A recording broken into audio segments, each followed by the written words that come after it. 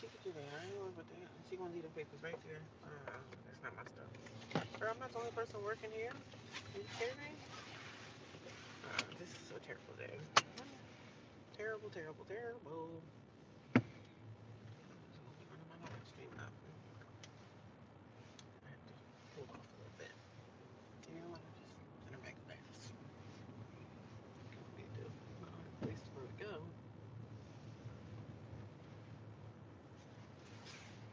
Doesn't work that way.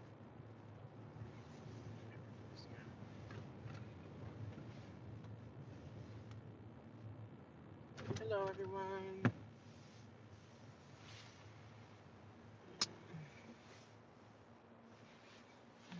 This traffic.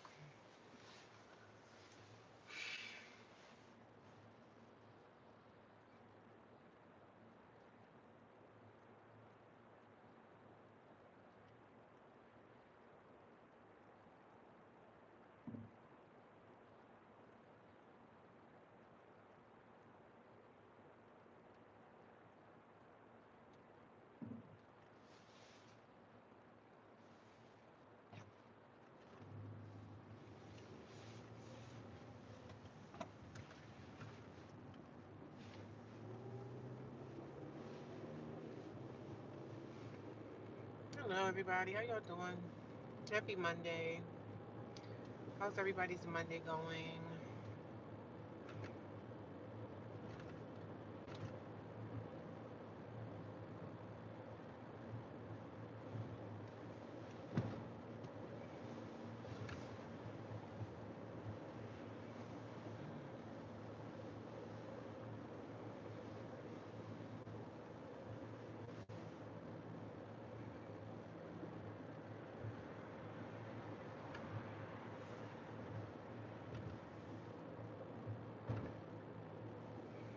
Happy Monday, everybody. Happy Monday afternoon. I hate the fact that the lights, it gets dark fast. I hate that. It gets dark at like 4 o'clock now.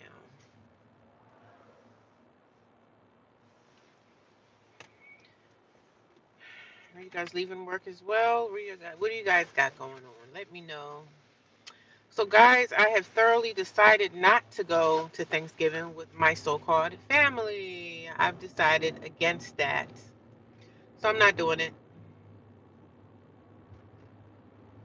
Not doing it. Not doing it. I have decided to follow Jesus.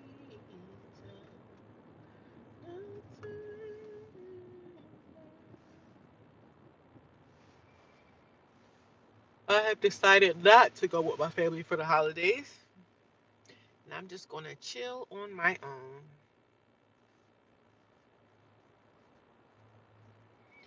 Hello, Brianna. How you doing, sis?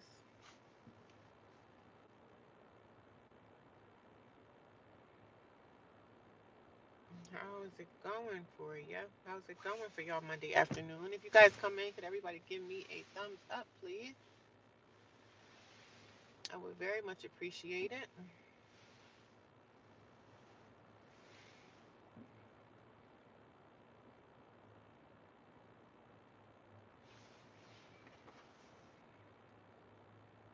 Me and my sister kind of got into it, y'all. Me and my sister had a text, a text fight. I asked her, could I stay the night at her house for Christmas Eve? So, I didn't have to wake up inside of a shelter on Christmas Eve. And she was like, oh, we need to have a sit down. And I was like, a sit down, a talk face to face about me spending the night at her house on Christmas Eve. So I said, you know what? I said, don't worry about it. I'm not gonna beg you to stay at your house for Christmas Eve. I'm not doing that. So that's what changed. And we had a big battle and I told her how I felt about everything. So we were having like a text war a little bit today while I was at work. So I'm in my feelings at work because I'm like, me and my sister having this back and forth. And I'm telling her how I felt about how, I feel like my family betrayed me and abandoned me out here and I'm homeless and all this stuff. And I said, well, Nobody's helping me or whatever. So I just told her how I felt. I said, why would I come to a family when y'all all act funny when I just asked you to stay the night at your house one night so that I could, wake up to Christmas with people that I'm familiar with. But, I kind of knew what it was. When she said we're going to have a sit down, says I don't need to sit down about anything. I'm not coming to your house. You let me know that I'm not welcome, and that's okay. So we had a little texting going back and forth. She said some things, I said some things, and of course the gaslighting starts. Here we go with, oh, you need to take accountability for your actions. I took accountability a long time ago for my actions. I've been took accountability for my actions a long time ago. I've been in this 2 years. Do you think the things that I've done that I still sit here and think I'm pointing the finger at someone? I said the only thing I asked my family for was shelter. That is it. And everybody said no, and that's okay too. That's okay. But y'all said no, so I have to move on from that. But for you to try to have these conversations that I need to do this and I need to get over, I need to stop the hate in my heart. The hate in my heart?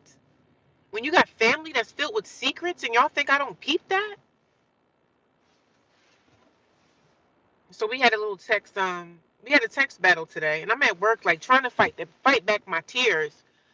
So, for me to fucking beg you, to beg you to say, hey, can I stay the night at your house one night so I don't have to wake up on Christmas Day in a homeless shelter? Oh, we need to have a sit down. We need to talk about that. We need to talk about that. Talk about me staying the night at your house for Christmas Day, and y'all consider yourselves to be Christian people? Y'all consider yourselves to be Christians. This is why people don't go to church. And then here we go with the conversation of, oh, you need to take accountability for your actions. It's not our fault that you're homeless. I said, that's not fair to say. Anybody could be homeless for whatever reason. I took accountability for my actions that got me in a homeless position a long time ago. Y'all act like I'm a bank robber or I'm a freaking pedophile. That's okay, because y'all showed me exactly what I already knew. Thanks, and I'm glad that I had the heart enough to stand up to my sister and tell her how I felt. So I'm thanking myself. I thanks to myself for having the balls to say what I needed to say to my sister. And the weight has been lifted off of my heart. The weight is lifted. Now I don't even have to go over there for Thanksgiving or Christmas or anything to sit here and do fake smiles and fake laughs and all that fake crap that everybody's going to do when they get there. I'm not the one for that. So I'll be fine. I said, do you think I'm going to sit here and kiss your toes and beg, hey, can I stay the night over your house, sis? If we got to sit down and have a talk like I'm some 2-year-old that's going to be sitting on timeout, like I'm a 2-year-old that's on the out chair, and I need to ask my sister, oh sis, can I stay the night for Christmas? Like I'm at the shelter and no, I don't like it there, but sis, I'm okay there. Like I'm okay there. I don't like it and all that stuff, yeah, but I'm okay there. Like I have a place, I have a shelter. No, I don't like it, but I have to deal with it. But the fact that y'all treat me so messed up, and I know you on the phone talking to the rest of the crew, and everybody's talking, oh, well, that's what she get, that's her problem. That's my problem until it's your problem, babe. It's my problem until it's your problem. I never asked none of y'all could I live with y'all. I already knew what it was. Nobody offered. Y'all know my situation. I said, hey, yo, y'all are so ice cold, and y'all wonder why. And go say, oh, she don't want to come for Thanksgiving for what? Why would I come for Thanksgiving and sit in front of a whole bunch of snakes?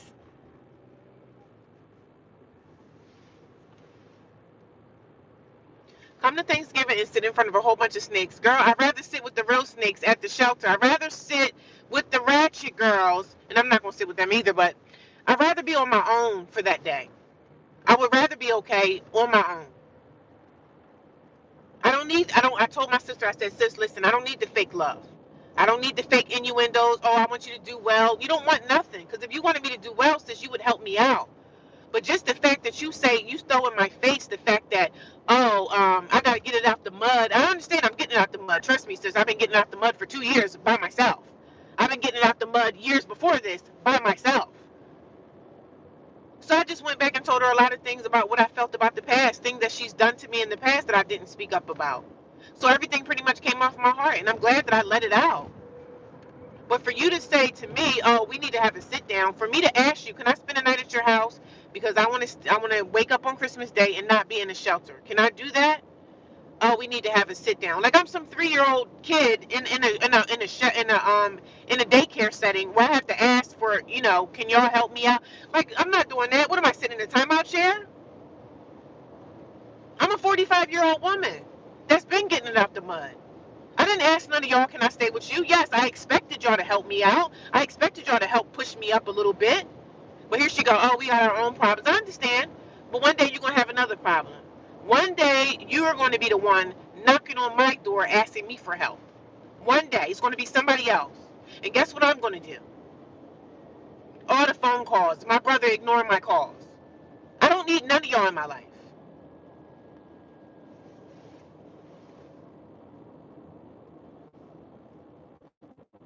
People are so hard. Girl, heartless ain't the word, child.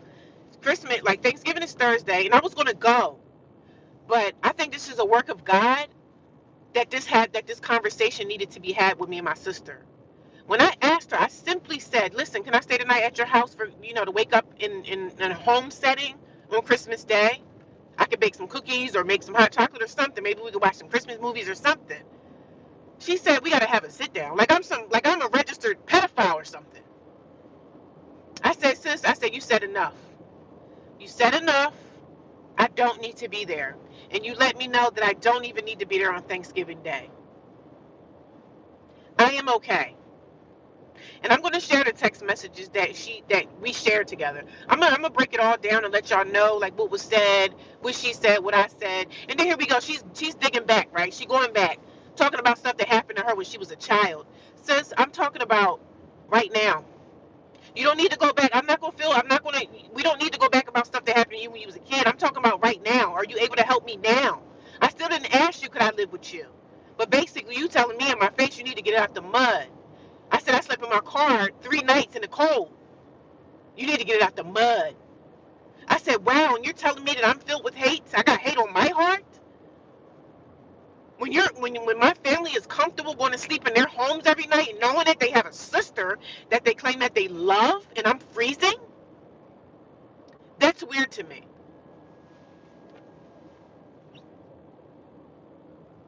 That's weird to me. Very freaking weird to me. So we had to talk, and I'm glad that it was had, even though it was through a text message. So I was supposed to see her this afternoon because she was like, well, we need to talk face to face. I'm not going to sit and talk face to face to ask you, can I stay at your house for Christmas Eve? Like, sis, it's not that serious. I'm good. I understand. I understand the assignment right now. The assignment is so clear. The assignment is so clear. So here we go. She going back 10 years ago talking about what I did for you, wondering why did you block me? I blocked you years ago. You were blocked a long time ago because I knew that you were fake. And I told her, I said, y'all fake.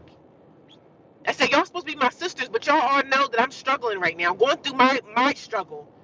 And none of y'all team together to try to say, hey, let's help our sister out. Let's help her.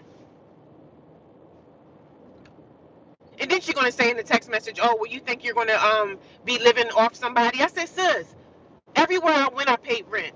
Every place I stayed at, I paid rent every single month. I paid money before I went in. Like, the first and last month's rent that you have to pay when you go to an apartment, I've done that.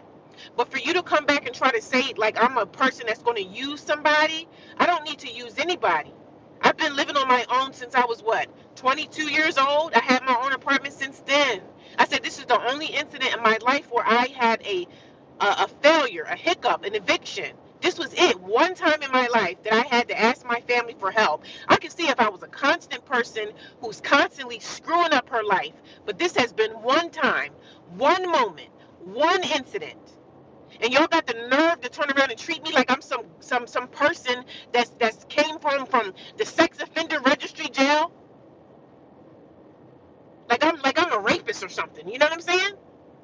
So I said, okay. I said, you said enough. You said enough. I have nothing else to say. Because what else is going to come out of my mouth is not going to be pretty. It's not going to be nice. So let me shut up.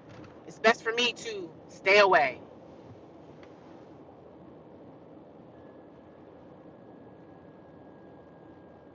It's nice. It's best for me to stay away. But this sister, right? And it behooves me because this is a sister that goes to church every Sunday. She go to prayer.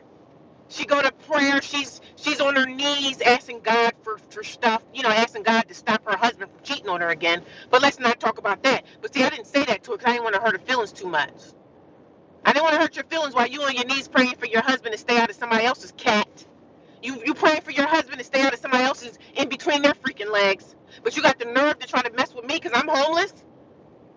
While you praying for God for your husband to stay faithful to you? Yeah, you're real godly. That's a real godly thing to do. When you know you have a sister out here that's in the cold, living in a shelter that's like a prison. No, it's not your problem. It's not even your fault. This is my fault. But for me to say how I feel, and then you turn around and try to gaslight me and say, you need to take accountability. Everybody that speaks out of their mouth and says something about how they feel, why don't people come back and say, you need to take accountability? I took accountability a long time ago. I always say all the time, you guys can know on my live streams, on my videos, I screwed up, I made a mistake, and I got evicted out of my apartment. I've said that a long time ago. I took an accountability so long ago. I've been in this for 2 years. And I'm not even to the point where I'm asking y'all for shelter. I've never even asked y'all for shelter. That's the thing. I've never asked y'all, hey, sis, can I come stay with you? I never asked her because I knew what it was. Because they never offered me. They knew what I was going through. When someone doesn't offer, that means they don't want to help you. They don't want to help you. I'll get through the holidays. What is a holiday? What is a holiday? No big deal. But see, this had to happen because I don't need to be at her house on Thanksgiving Day. That's not a place that I needed to be at. So this is kind of how it happened and how it unfolded. This is how it happened and this is how it unfolded for me. I don't need to be there. That's a place that I don't need to be at.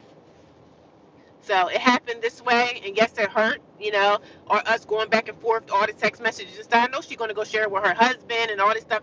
Says, I don't care if you share it with Jesus Christ in heaven. I'm going to be okay. I'm going to make it. I'm going to survive this winter storm, sis. I'm going to survive this. And it's not just her. It's my entire family. I got a brother that got 2 homes. He got 2 houses. Y'all can't even put me in a closet? Like, damn. And then you got the nerve to say to me, like, oh, well, you think you're going to be staying somewhere for free? Do you really think that I work a full-time job that I'm going to think that I'm going to stay with a family member and not pay no damn rent? Like, what kind of person do you really think I am? I don't lay on people, sis.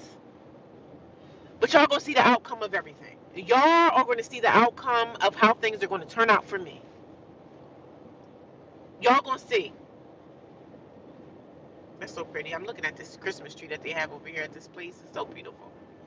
But it's hurtful. It's hurtful. But again, y'all already know. I'm going to talk about my homelessness. I'm going to talk about my issues with my family. I'm so glad that I had this conversation with her today. She was saying some mean things to me. I said some things to her. I could have said some things that really hurt her heart, but I didn't want to go there. I didn't want to go there. My sister is a big gaslighter. And, it'll be fine. I'll make it through the holidays. I'll be fine. I'll be finer than I've ever been in my life. Because I don't have to sit around and break bread and cut open some turkey with a whole bunch of fake and fraudsters. I don't have to deal with that anymore. And I'm glad that this conversation was had today. And it wasn't even really conversation. It was really like a text war. But I'm glad that this conversation was had and I could rest in peace. I can rest in my heart knowing that I stood up to you and I told you how I freaking felt about a lot of stuff. And I'm rested. I'm rested. I'm rested. Now I don't have to worry about coming nowhere. I'm rested. I'm sorry, that's awful. I'm sorry. Y'all don't have to say sorry. It's okay. I'm glad that I have an outlet to talk to and speak about my situation. I'm glad that I have some online friends that I can vent to and you guys are listening. You know what I'm saying? It's hurtful, right? But I'm okay. I told my sister, I said, now y'all see why I never show my face for years on end. When I had my apartment, my last Thanksgiving inside my apartment was in 2023 was my last Thanksgiving. Because I got evicted in January 2024 was my eviction.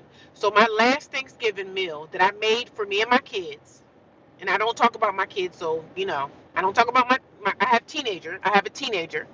She is 13 years old. I do not talk about my kids. But my last Thanksgiving meal that I made for my family was 2023, November 2023. That's when I had my last Thanksgiving. My other Thanksgiving of 2024, it was in my roommate's house when I was living with my roommate. I made Thanksgiving there. My roommate had went to Florida to be with her family, so it was just me and my daughter. I spent Thanksgiving with me and my daughter. The year before that, it was me, my daughter, and my son in my apartment. I made Thanksgiving dinner for them. I took pictures and everything. I made a beautiful meal. I didn't budge to step outside of my house. I didn't budge to go spend time with family. For what?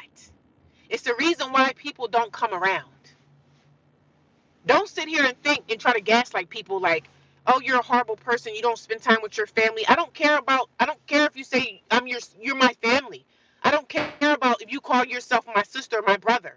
I don't care. That's just a label. That's a name. You got people out here that are strangers that did more for me and do more for me. Encouragement, love, support, prayers than what y'all could ever do. Because y'all too busy sweeping your dirt under the rug like you don't have any dirt. Oh, I'm perfect. Oh, I got a husband. Oh, I got 3 houses. But you can't come because we don't care for you like that. I stay away from stuff like that. I told my sister, I said, why do y'all think I don't come around for years? I just pick an attitude and choose it and say, oh, I don't want to be around them. I don't want to be around it's the reason why I don't want to be around family. It's the reason why people walk away from family members. There's reasons. We just don't choose to walk away if we were being loved properly. But I'm the black sheep of the family anyway. I always have been. Everybody always looked down on me. Everybody always looked down on me. I've always been the black sheep of the family. And that's okay. Because it's going to be another year. I'm not going to be nowhere to be found. Nowhere. I stay away from everybody. And I'm going to continue to stay away from y'all. Because now I know. God going to prepare and God going to take care of me. He going to set a place. He going to prepare a place for me. Always. He always does. But I'm mentally drained with this crap. I'm glad that I let her know that how I felt. That way I don't even have to show my face on Thanksgiving. Because it was one of my subscribers, I think it was yesterday. She was like, girl, you don't need to be going to that. You don't need to be hanging out with them. You already know how they are. I said, no, I'm trying to think positive about it. Like, oh, no, sis, I'm going to go because, But you're right. You're right. You're right. I don't need to go. She's totally right. I don't need to go. And I'm not going to go. If I got to wake up in the shelter and stay in the room all day, I don't care where I have to stay. I'm not going to there. I'm not going to go. I'm not going to play myself, babe. I'm not going to play myself. Y'all already look down on me anyway like I'm a nobody, like I'm just a loser. She's telling me, Al, do you know how many people was homeless in this family? I said, I don't know. I really don't know because I haven't been around. So I don't know, but my sister's just pulling stuff out of her ass now to just say. She's pulling things out of her eardrum to just say anything. Since I'm not going to kiss your butt, you're not going to sit me on the timeout chair and say, oh, well, we got to have a talk about it. Before you can spend one night at my house, we got to sit down and talk about some ground rules in here. Like I'm some drunk or alcoholic trying to ask you, can I stay in your house? Like, sis, I don't need you. I don't need you. I don't need you, your husband, or nothing else. I get up and go to work every freaking day. What kind of person do you think I am? I know you think I'm a real terrible person. I understand the assignment now. Oh, do you know how many homeless people was in this family or whatever? I'm like, whatever. I haven't been homeless, but up until 2 years ago. But this is very hard. And you're ice cold, cold-hearted. Cold-hearted and ice cold. All of y'all are. Most of the people in my family. And I'm talking about for the people in my family that's able to help me. The ones that are able, they have the space. They can do it. They just don't want to. And I put my brother into the conversation too. And the main 2 people I'm thinking that could have helped me if they wanted to help me would have been my sister that I was talking to and my brother. My brother got 2 houses. Like I say, all these homeless people out here and all these empty buildings and stuff that could be helping someone. Not just myself. I speak for all homeless people. It doesn't matter how you got homeless. As long as you're not going to be a chronic homeless person. Like, okay, if you chronically losing your house all the time, okay, we understand, like, oh, I've been homeless 7 times. Okay, so what are you doing in your life that you're constantly homeless? What is wrong? What is going wrong? We need to check on and see what's happening in your life of why you're chronically homeless. But I'm not chronically homeless. I'm not a chronic homeless person. And this is the first time in my entire life that I had to ask my family for assistance and help. And I really, technically, it didn't come out of my mouth where I asked. I did ask my brother. And guess what he did? It was a winter's night of last winter. I said, said, bro, I don't have nowhere to go tonight, yada, yada, yada. He was like, okay, me and the family going to talk, and I'll call you back. And guess what? Did you think I ever got that phone call back? No, I never got that phone call back. That phone call never came back. So you know what that means? That they not going to help me. They didn't want to help me. That's why I never got that phone call. Do you know how hurtful that was for me? But guess what I did? I used the 211 number. When it's cold outside and you're homeless, they put me in a hotel for one night. I stayed in a hotel for one night. 211 put me in a cheap hotel on a crack fiend, dope addict side of town, and it was scary, but that's where I stayed. But my sister considers herself to be a Christian. These are saved people, Christians. Most of them consider themselves to be Republicans, because they follow Christ, right? Yeah. Yeah, that's what my sister did. She voted for Donald Trump, and she's a Republican because she's supposed to be so Christ-like. But is this Christ-like for you to spit on your sister and leave her out to dry? That's not Christ-like, baby. Not Christ-like at all. 211. Yeah, I did 211, and I was able to. I stayed in a hotel, and like right now I'm good. Like I'm fine. I'm in the shelter. Everything is okay. No, I don't like to be there. Yeah, it's uncomfortable, but guess what? I asked her. I said, "Listen, can I stay the night in your house for a Christmas Eve? Try to stay around some family." So she said, basically, "Oh, we need to talk about that." And I said, "What do we need to talk about? It's Christmas Eve. Like, what the heck?" I said, "You know what?" I said, don't you worry your pretty little toes, my dear. I won't ask you for nothing again. I'm not going to beg you, babe. I'm not begging. I'm not into the begging game. I'll stay on the sidewalk before I beg and ask y'all for any damn thing. So I just want to share, like, these are things that happen when you lose it all. And I'm not even saying, I'm not like that type of person to be like, well, you should because you my sister. No, it don't work like that. And I don't think that way. I don't think that way. So I don't want people to be thinking that I'm like, she was saying that I was how dare I think that way, that we're supposed to help. I didn't say that you're supposed to. I said it would be a kind gesture if you help me. That would be a kind thing that family would do, is step in and assist. I said it would have been a kind gesture. It would have been a kind thing if I had help and support from my family. Hello, love. How are you doing today? I'm doing okay. Doing the best I can. Recovering alcoholic here. Preach, girl. You okay? Good for you. Recover. You are cared about. Yes, I am. Yes, I am. But I come here to not beg or not, you know, not beg or anything like that. I just speak my experience about my family. When you're homeless, a lot of people have families like what I have. They don't want to help.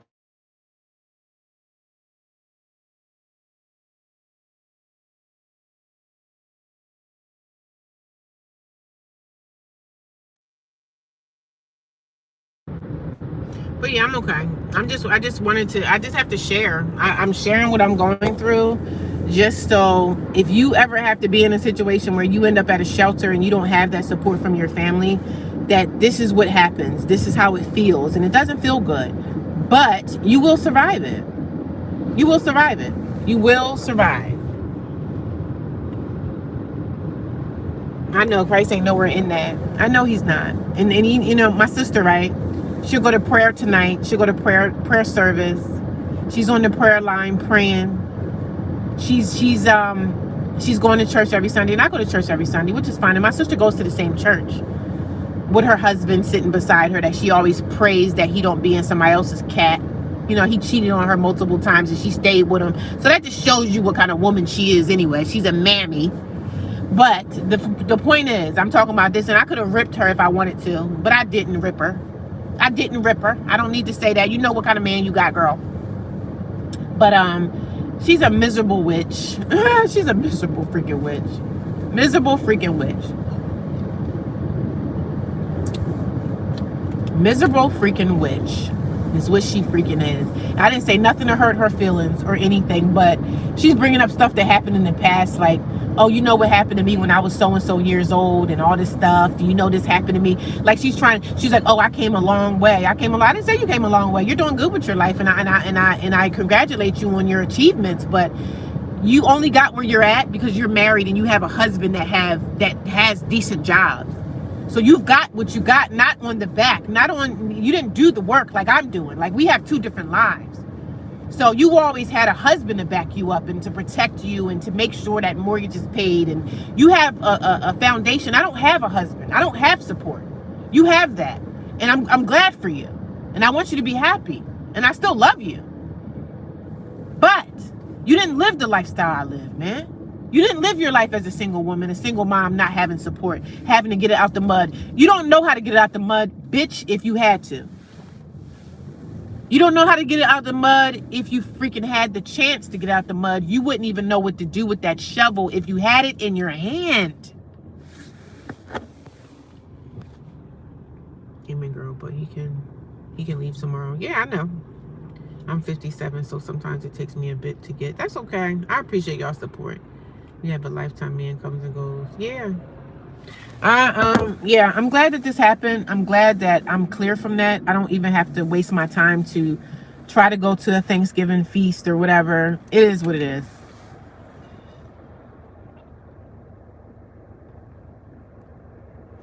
Child, it's going to be a lot of people by themselves for Thanksgiving. It's going to be a lot of people that's going to be alone on Thanksgiving. I'm not going to be the only one, child.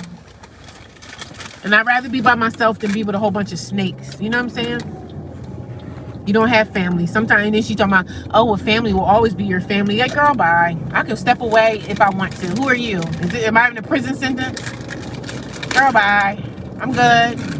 You go run and tell the rest of the sisters what I said. I don't care. I don't care what y'all think. I never did care because I'm able to run my mouth and speak what I need to speak for myself.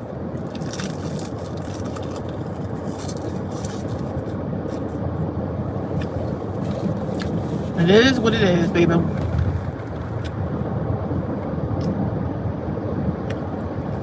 It's hurtful, but my sister real comfortable. You know what I'm saying? She's always been married, always had a husband. So her husband now, she go to church every day to keep praying, God, oh God, no, don't let him cheat on me again. Don't let me catch my husband and somebody else's cat. You know what I'm saying? So she one of them church women that stay with the cheating husband. She one of them to stay with the cheating husband. So you go ahead and keep being miserable, baby. Because I know I'm not miserable, so. But you go ahead.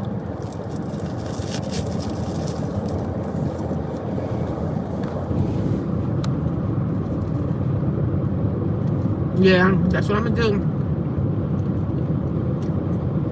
That's exactly what I'm doing. I'm going to be by myself. I'm okay.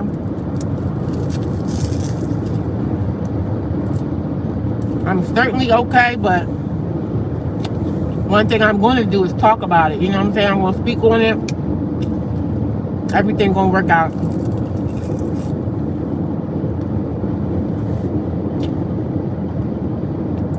Everything always works out, man. I forgot what I was doing. I was supposed to go to the library.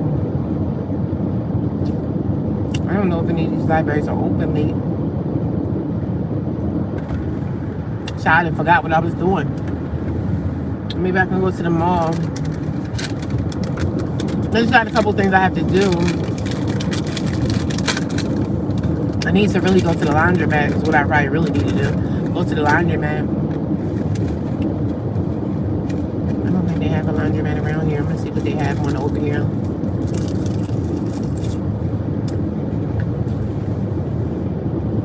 But I'm okay, y'all. That's probably why she kept him for the false stability and financial gain. That reminds me of women of old. They will do anything. Yeah, my sister is a woman of old. You know, she takes on the older women generation. You know, we go to church and, you know, Pentecostal and all that stuff. So they believe in keep your husbands, pray through it. Oh, your husband cheating on you? Oh, pray through it that he find his way out of that woman's cat and he can find his way back home to his wife. They wanted those women of old, and I ain't putting up with that crap. I don't care how many. I don't have a man, but I'm glad I don't have one. Because if you want to go sleep with other women, I don't need you. You want to go mess around with other women and potentially bring me a STD or AIDS or HIV or something like that? She praying to God that her husband don't cheat again. Girl, bye. Once he get that urge, honey, he not gonna stop. I believe in once a cheater, always a cheater. I'm sorry, I just believe in that.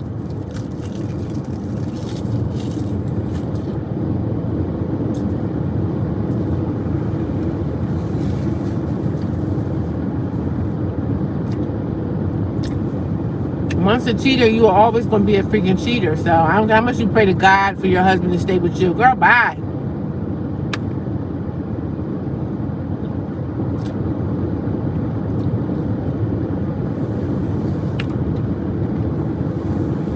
And you're right, it's women of old. The women of old. I was UPC. I can relate to the Pentecostal thing. Yeah, I go to a Pentecostal church. And I like my church, you know what I'm saying? I like the Pentecostal church and everything. But as far as the teachings of, oh, pray about it, see what God gonna do and all that crap, and your husband is laying up in another woman's legs, like, come on now. The fact that God tells you that you can divorce if your husband dies or if your husband lays with another woman, you have full authority to leave him. But she believes, see, the thing is, she ain't worried about what God is saying about divorce. She worried about what the world is going to think of her being a single mom, being a single woman, because your husband's a cheating slob. He's a cheating slob. And she's gonna do whatever he say do, because she's desperate. She's desperate to keep that whole image of, oh no, I need to keep this image up of me being a wife. She want to keep that image of, I'm a wife. You know what I'm saying? She want to keep that image up. Meanwhile, he probably at work on these chat sites on Facebook. He on Facebook dating, looking for another woman. I can't stop. I can't help it, y'all. I gotta clown her because she tried to clown me. So, sis, come on now. I gotta get my lick back.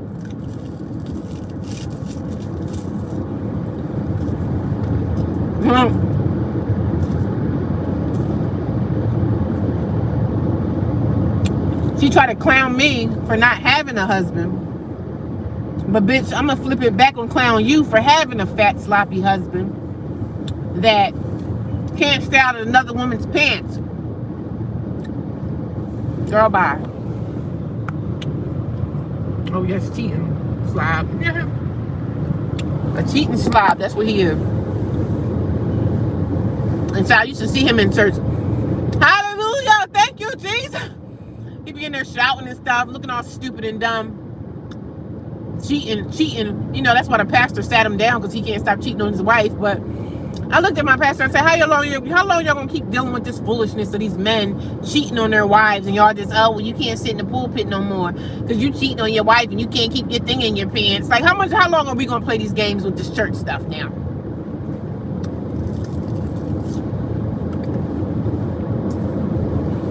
These women stay with these husbands through everything.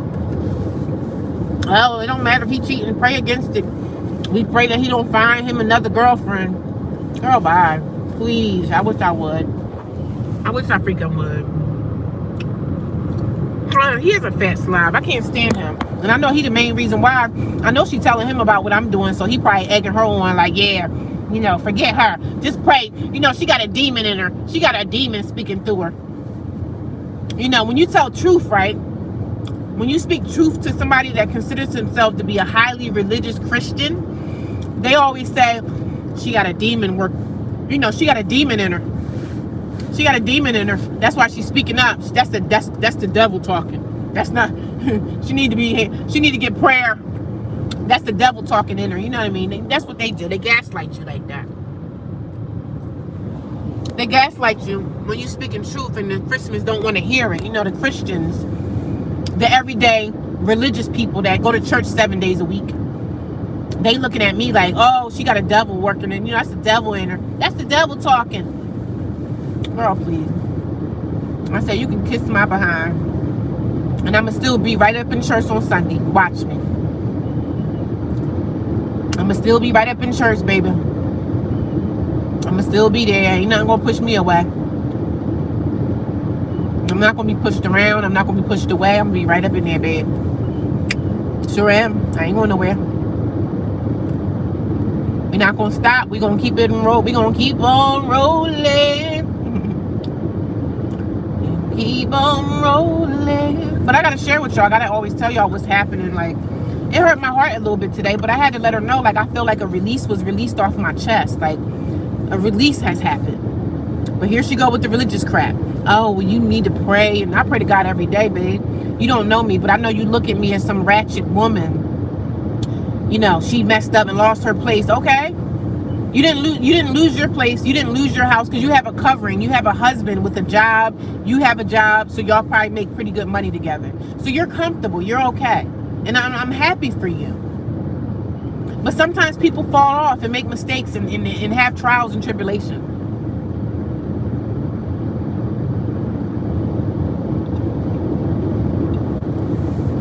Sometimes people have trials and tribulations, babe. Some people fall short. Some people fall short, you know. I fell short. I made mistakes and stuff. But for you to come back and tell me that I need to take accountability, I can't even say the word. I need to take accountability for my actions. I've been took accountability for what I've done wrong, honey. I made errors. I made wrong choices. Yeah, I sure did. I'm sure you have in your life too. But for me to be sat down in the timeout chair and for you to tell me that, sis, we need to have a talk about you spending the night on Christmas Eve, like I'm a registered sex offender or something. I said, did I come out of the sex offender registry? Am I on the registry or something? Is there something that you think that I'm, you know, did I do something that I don't know that I did and I'm a criminal? I don't even know, you know, did I do something? But that's just telling me the people that don't want you around. And the funny thing was, these are supposed to be Christian people. Y'all supposed to be Christians. Y'all supposed to be believers in Christ. Believers in the Most High. But y'all be the ones out here treating people the worst with the biggest, craziest attitudes I've ever did see. Y'all believers in Christ because y'all think y'all better than people that don't go to church every Sunday. Y'all think y'all better than people that don't go to prayer. Y'all think y'all better. Y'all think y'all better. I didn't even ask. I asked my brother. I remember it was last winter. I asked him, I said, listen, bro, I don't have anywhere to go tonight. I said, can you help me? He was like, you know, here he goes, his corny self. Sis, we'll get back to you. And I said, okay. And I knew he wasn't going to get back. I knew he wasn't going to get back to me. You think I didn't know that? That night, I haven't talked to him since that night. But that same night that happened, I didn't get a phone call back from nobody in my family. So everybody knew that I was out in the cold. I was out in the cold. And I had to rely on 211, and I stayed in a hotel that night. And I stayed in a very sketchy part of town, honey. Bad part of town that nobody should want to be caught in. Because you know, if you're on that side of town, you got something going on, some drugs or whatever. So you know certain parts of town, if you caught in at a sketchy time in the morning, you know something ain't right. You know, you doing something, sis. So I was in a sketchy part of town in a sketchy hotel room on the ratchet side of town. So when I didn't get that phone call back, I already knew what it was. So I had to work out. I had to work from there, and I was okay. I dealt with it. My sister busy with all those foster cats. Now all the foster cats that the husband's bringing home. That's crazy.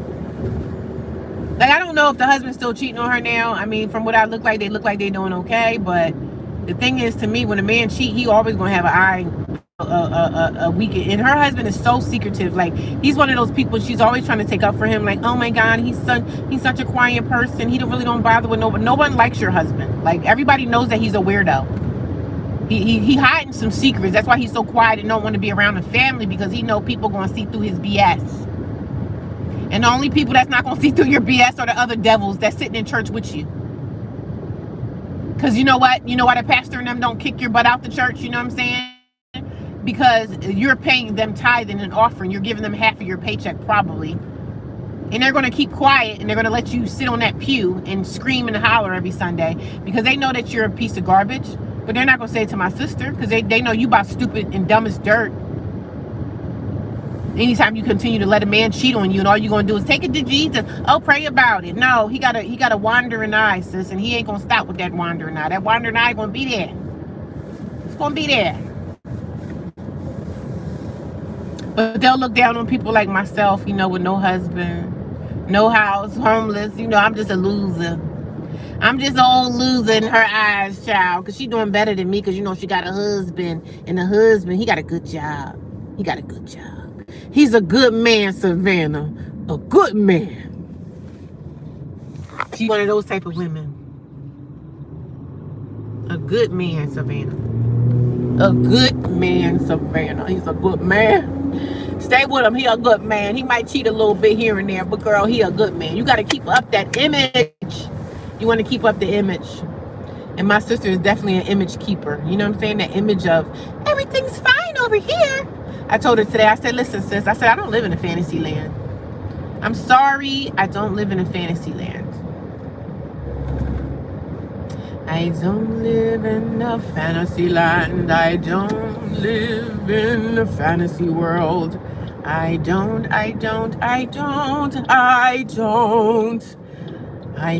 live in a fantasy land. I don't live in a fantasy world. Under the sea. I don't live in a fantasy land. I don't live in mystery world. I don't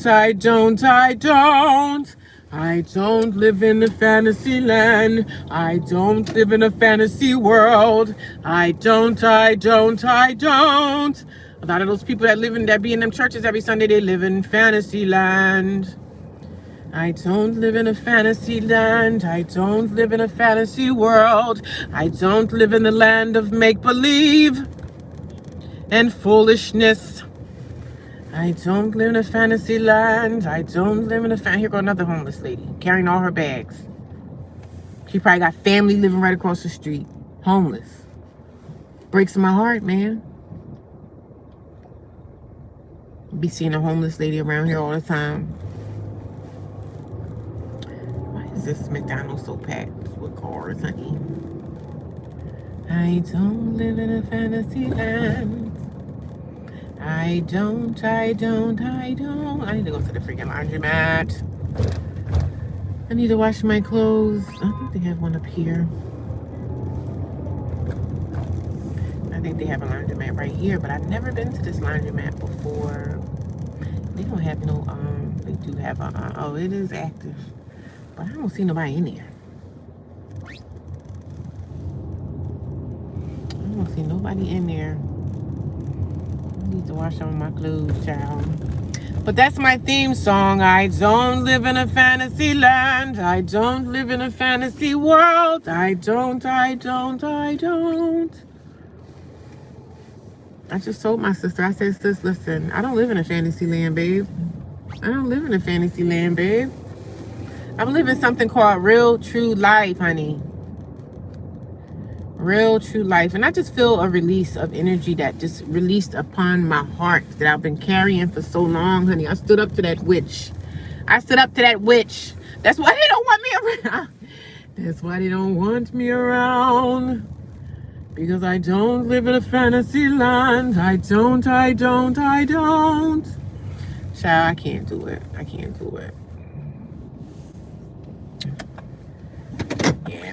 Yeah, man.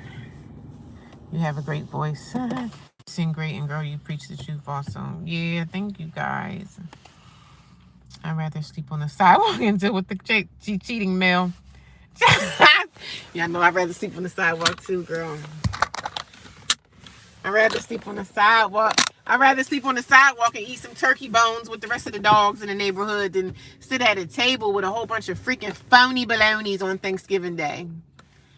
Pickle my face. I know y'all be liking to see me talk, but I can't do it, sis. I can't do it, baby. I can do it, baby. I need to move my area. Hold on, y'all. I need to move my location because you know people on YouTube be trying to dox me. Y'all know what doxing is? That means they trying to find where you're at. People be trying to dox me, honey. So I gotta stay for my safety. I just feel really well that I did what I did. I feel good for myself. I feel really proud of me for doing what I did. I feel proud of myself for having the courage. For having the courage to stand up to her. You understand what I mean? Do you know what I mean, guys? I had to move my location, honey. I don't want nobody to dox me. They said they was gonna find out where I'm at, honey. Some of the trolls, the trolls said you better watch yourself because I'm gonna find you. Amen. Absolutely. Good about what I did, and I feel good about what I said. Like, I didn't disrespect her. I didn't go off. I have a certain amount of respect for my sister because she's my older sister, but my sister have always had this thing of I'm better than y'all because I have a husband type. She's one of those women. You know, oh, I'm in church every Sunday. I live a certain type of lifestyle. You know, and everybody else are sinners. Everybody else that's around, everybody else is something wrong with you. You know, everything is, because, I got the husband, so everything in my life is perfect. So she's one of those people. She's one of those people. But, I come here and vent. I come here and vent about my life, and I feel pretty good about what I did. I feel pretty good about what I said. But Jesus sat with sinners. Yes, he did. And I'm still a Christian. I still consider myself, but here she go with the whole gaslighting stuff. Oh, take it to God. Do this. You need to pray about the hate that you have in your heart. I don't have any hate in my heart for my family. I'm upset. I'm upset. There's no hate in my heart because I know I can't move forward if I had hate. So I said, sis, why would I have hate in my heart? I'm a little angry at the situation, yes. But I have no hate. I have zero hate in my heart. My former favorite cousin is, look, I don't understand what you said. My former favorite cousin. But I see 26 people watching me. Hello, how you guys doing? I'd rather sleep on the sidewalk. And cheater staying, giving BV and disgusting. Yeah, he's a cheat. He said he got a side hustle running a cat foster home. I'm just going back reading the comments. They're supposed to be help. Yeah, they're supposed to be help. But they don't have to. You know what I mean? They don't have to. You know what I mean? Once a man has me looking over my shoulder at who he's looking, I'm done. Yeah. And she's sitting in church clapping and shouting and praising God next to that freaking slob. Oh, God, the Lord healed his heart. And I believe people can change, but in my head, when it comes to a cheating man, once you have sex spirits attached to you, you always going to be looking around for another woman. Or her husband has always been like a highly secretive man. Like, he doesn't even want to be around family. Like, my parents have died, right? My parents died. I think it's been about 5 years that my mom and dad has been deceased. And my sister's husband was calling himself a minister back then. But he would never go to my parents' house. And my dad said this to me, that her husband has never came over to the house and prayed for us. And he's supposed to have been a minister of Christ. Your husband have never came over and prayed for my parents when they were sick on their deathbed. And your minister husband, my dad said this out of his mouth. My dad was always saying, like, her husband is a strange man. We're sick and he don't even come over here and lay hands and pray on us. So that whole thing is a joke. Her sister too, busy with those foster cats. She more worried about her image than what is important. Yeah, she's worried about keeping that image of having that husband by her side. Girl, you ain't lying. She's preaching the truth. Fat, sloppy husband. Child, fat is sloppy. Fat and nasty. That's what I'm going to call them. Fat and nasty. Cheating slob. One of us in skirts, no makeup, no jewelry. Yeah, that's how my sister is. Couldn't cut our hair. Rough, tight girl.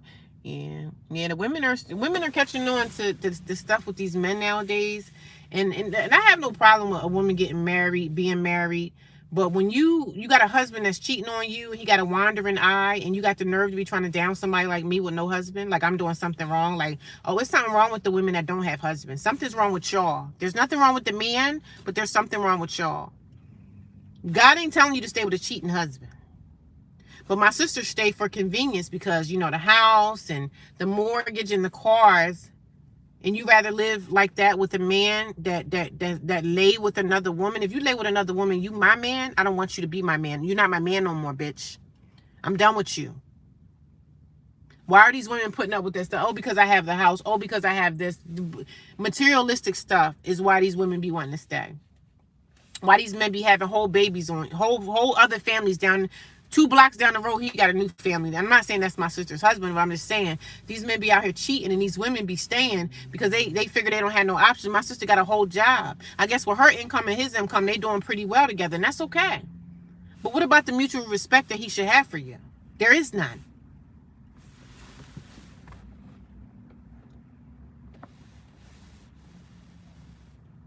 Go to Lubby's on Thanksgiving. Food good. I don't know where Lubby's is. What is that? What is Lubby's? I never heard of Lubby's. That's probably why she kept him for the false stability. Yeah, I seen that comment already. They don't understand being single income person, cat. Yeah, I'm going to use that now. Yeah, he up in some other woman's cat. Like I said, I don't know what's going on with him now. I still kind of really don't like him. I only respected him and said hi to him because of her. But I don't like him. He's a fat, sloppy cheater. Hey, how you doing, Manic Hustler? How you doing? I would have more money now if I stayed with cheating men. My life would be different, but I wouldn't have any dignity. It's not worth it. Yeah, I seen my sister one time. I was at her house, and she just seemed so miserable. She was outside. She looked like she had an attitude. She had this really nasty look on her face. Looked like she was disgusted. So I said, oh, the husband probably pissing her off because I think her husband is into anime.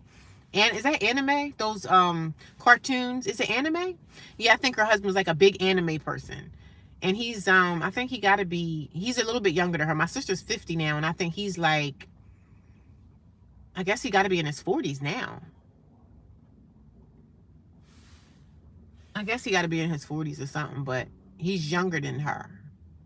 And he's into anime. So, is there something going on with a person that's into anime? You're an older age and he's into anime. Is that strange? Or is that like, is there a lot of older people that's into anime? Like, I don't know anything about anime, like what it is or what it's about. Is that strange for a man that say that he's a Christian and he's obsessed with anime? He be sitting there watching anime on the computer all day. That's what somebody told me. So he's like into the anime lifestyle. And he's sitting up in church yesterday. I guess he think he could dress nice, right? So he's sitting up in church with sunglasses on. And to me, when you in church and you got a pair of sunglasses on, you hiding something. You don't want people to see your eyes. You hiding something. It's something that you hiding. So I don't know. I mean, that's her problem, not mine. It's like Family Guy. What's like Family Guy? Anime is like Family Guy? What do you mean it's like Family Guy? I don't understand.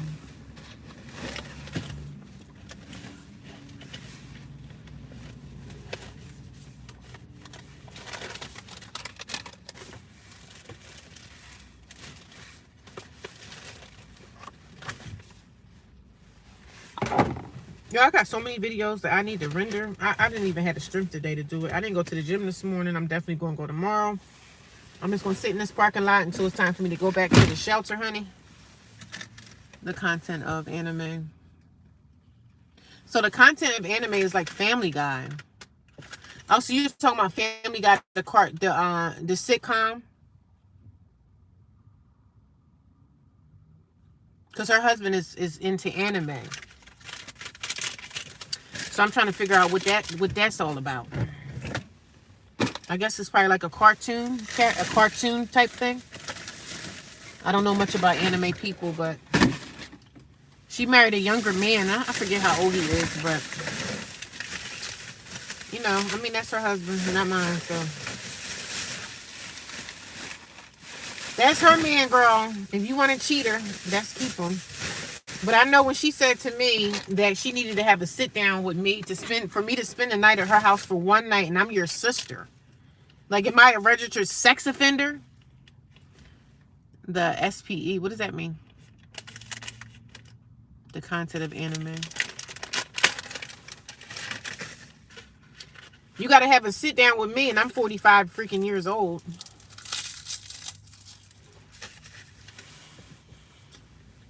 So my daughter tells me anime is a big pickup avenue. What do you mean a pickup avenue? For men to find women? Like what? Is a big pickup avenue? I'm trying to understand what kind of husband she has. I already know he's a cheater. And I think he hides behind some Christian people.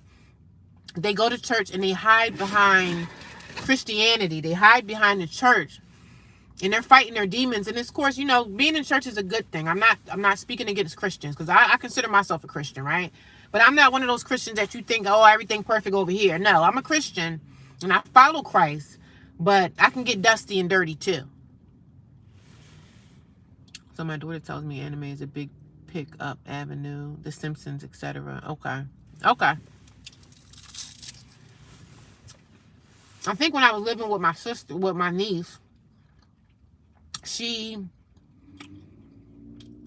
had a daughter that was into anime. So I'm just trying to understand the anime lifestyle, what kind of people like anime. Because her husband's a weirdo and he's not a weirdo just because he like anime, but he's also very, very shut off, very, because she used to tell me things about how he was abused as a child. Like he was, his father was abusive to him. So I think his family has a whole bunch of toxicity, right? And I think she controls him and she knows that she can. It's just a lot going on. I stay out of their business, but what she said to me was wrong and out of line. And the husband, I don't think he likes me very much, and I don't care. I don't think he likes anybody.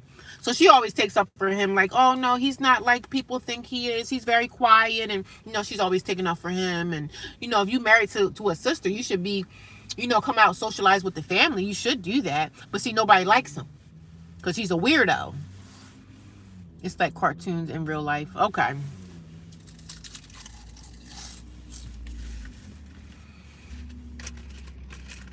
So he's an anime guy. No problem. And one day I went over to my sister's house and she looked like she was miserable. And one of my smaller cousins was over there one time. And she came back and told me that he don't help her with nothing in the house. So she pretty much in the house cooking, cleaning, doing everything. Barefoot and pregnant. He ain't doing up and sitting around. And so that's what I think is going on in their household. And she married a loser man. I mean, he's not a loser because he do work. But he probably just provides. And I think one time, when they had first got married, she was talking about him. She was like, when it came to bills, he paid his bills and she paid hers. I don't know how it is now, but that was years ago. It depends on the cartoons, but I would vet any anime cartoons my kid watches. Oh, okay. So anime can have a lot of stuff going on in there. I never got into the anime thing. One of my nieces daughters is highly into anime. So I never got into the anime lifestyle. But I guess it's probably like a sitcom. Like I used to love to watch General Hospital when I was like in middle school and high school. I used to watch General Hospital. I don't watch it anymore. But you know, all the stories have like something behind it. But I never got into the anime thing. But I guess I can understand if he wants to do the anime thing. There's probably nothing weird about it. But he's definitely a freaking weirdo. It depends on the cartoons. But I would vet any anime cartoons my kid watches. Yeah, it's my sister's husband that do it. So I don't know if you guys are new here. But me and my sister had some words today. And it wasn't pretty. I mean, I didn't curse her out or anything like that, but we had some words. I had asked her, could I spend the night over her house on Christmas Eve, so I didn't have to wake up in a shelter on Christmas. And she was like, oh, we need to have a sit down. We need to have a talk. We need to have a face-to-face. So I'm like, no, we don't need to have a face-to-face because I'm not a 2-year-old. So no, I don't need to have a face-to-face with you for me to ask you, can I spend the night at your house? I don't need to have that. So no, we ain't doing that. Nah. And I already know for Thanksgiving, she's going to go to my sister's house. But I know her husband ain't coming. He probably going to be sitting at the house. He ain't coming because he's not a social person. He's always trying to hide his stuff. And he know people can see through your crap. And that's why you avoid people. That's why you avoid contact. That's why you avoid this or avoid that. I ain't got time for it.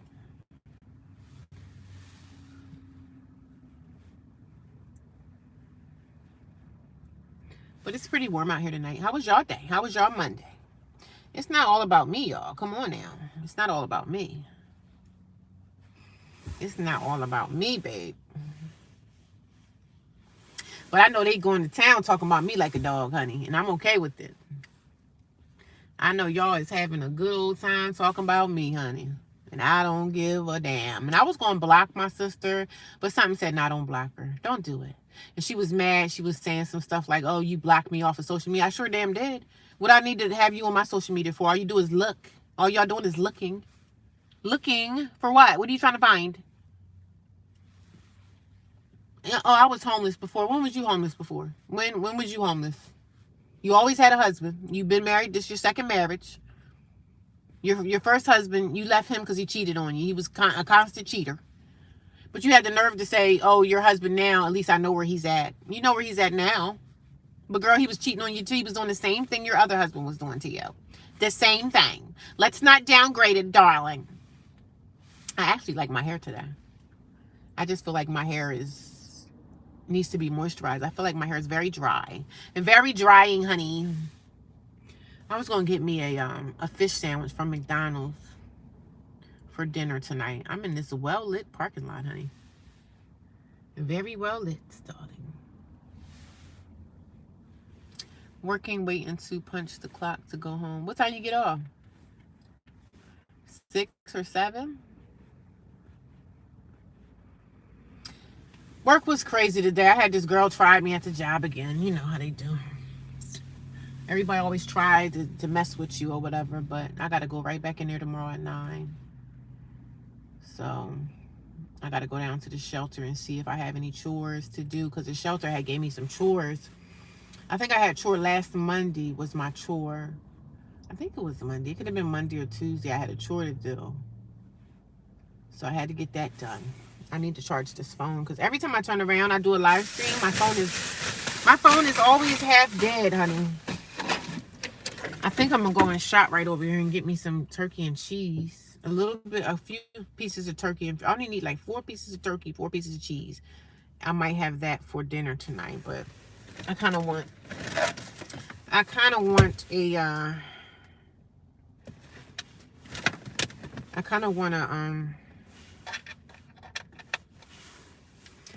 a fish sandwich, but McDonald's is freaking packed right now. Oh, you get off at 7? Okay, 7, all right. So what you do, like 11 and 7, is that your schedule? I like my hair today, but it's super dry, guys. Big hair, don't care. Yeah, I love big hair. They be looking at me at work like, I can't believe she comes in here like that. I sure do. I'm natural, honey. But, yeah, my sister just a mess, child. And I'm going to still be in church on Sunday. I'm going to sit right where I usually sit, behind you. Behind you and your sloppy husband. Behind you and your sloppy husband. Guys, you guys are amazing. I love my YouTube family that I'm building. I'm still building my family. I was supposed to go to a library out that way, out closer to my job, because the library closed at 9. So now I'm way out of the way. I totally forgot to even go to the library. So, girl, I don't know what to say, honey. So I went to ShopRite today and I bought me some more snack bags. What are these called? Storage bags, because I needed some storage bags to keep in my car to have things a little bit more organized. So I needed to get me some of those, some more storage bags, because I don't know what happened to my other storage bags, but the new law, they can't say anything about people's hairstyles. Oh, and work for real. I know I heard about that. I just didn't know how true it was. I mean, they can't. I mean, what y'all saying something about the black girl's hair for? But they only gonna say something about natural hair, and they can't. So I didn't know they had a law against that. I didn't know there was a law. 12 hours turned into 14. Oh my God. Turned into 14 and a half. Oh man, I know you're tired. I know you are freaking tired. I want to get me a fish sandwich. But McDonald's had like 20 cars in front. So I rolled on past that place. And then she gonna say like, oh, you're not the victim. What? No one said anything. Like, when you try to voice your opinion and tell how you feel about something, everybody keeps gaslighting and saying, you're not the victim. Did you take accountability for your actions to get you where you're at? Yes, I've been took accountability for this. Are you kidding me? I always say it all the time. Oh, it's a law? Okay. I didn't know it was a law. I think I heard about it, but I didn't really look into it. But yeah, hair is hair, and it grows out of your scalp the way it grows out. You know, I twist my hair up last night, but this is a braid out that I have. But it doesn't have any product on it, so that's why it's so like frizzy looking and like afro-ish. I don't have any product on my hair. The only thing I had kind of in the front area right here, like some gel. I put a little gel there, and then I put like uh a little. I love the big hair. I love it. I love it. The customers ain't get on my nerves today. I had a pretty good day. I had a pretty good darn day, but my hair is very dry. Like if I turn on the lights, you'd be like, "Yeah, girl, you need to get some oil and some moisture up in there." And I need to oil my hair, and it needs to be oiled and deep conditioned so I can bring the shine back to it. Because ain't no shine coming from this hair, child. Ain't no shine coming from this hair, child. I gotta sing to keep from crying. I gotta sing to keep from being upset. You know what I'm saying? But I'm happy and proud that I said what I said to my sister. Yeah. I said it. I stood up to that witch. I stood up to the witch, and I know she's gonna go gossip and talk about me to the rest of the family. I think I'm gonna have a fish sandwich from McDonald's, y'all. And I really don't even want it. I don't even want to get that. But you know how I said with the fast food stuff, I don't want to keep doing this, girl. But I don't have a choice. I gotta eat something. I think tomorrow I'm gonna get a salad. We're gonna have a salad tomorrow. But today, sis gonna get we're gonna get a fish sandwich. Yeah. Call 211 for a Thanksgiving meal. Are you going to do 211 too on Thanksgiving? I didn't know 211 give you a Thanksgiving meal. I didn't know nothing about that. And I don't even give a damn about a Thanksgiving meal. You know what? The gym is open on Thanksgiving Day. I'm going to the gym in the morning, and I'm going to treat that day as if it's any other day. No love lost. You know what I mean?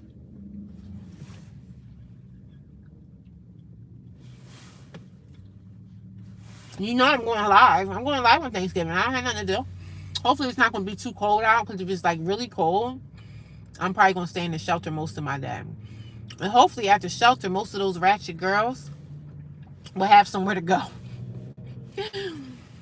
Most of the ratchets will be somewhere with their man or whoever they messing with, or their family.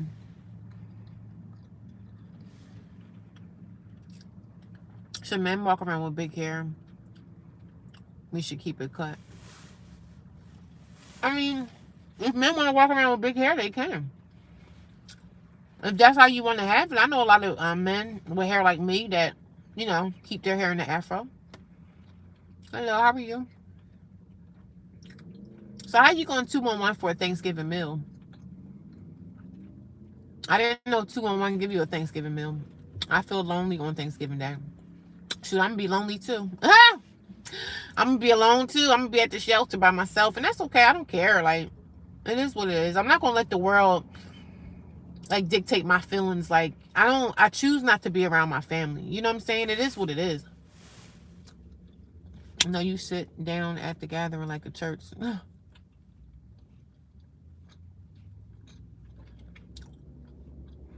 So where's that at? Oh, you can go to a church on Thanksgiving?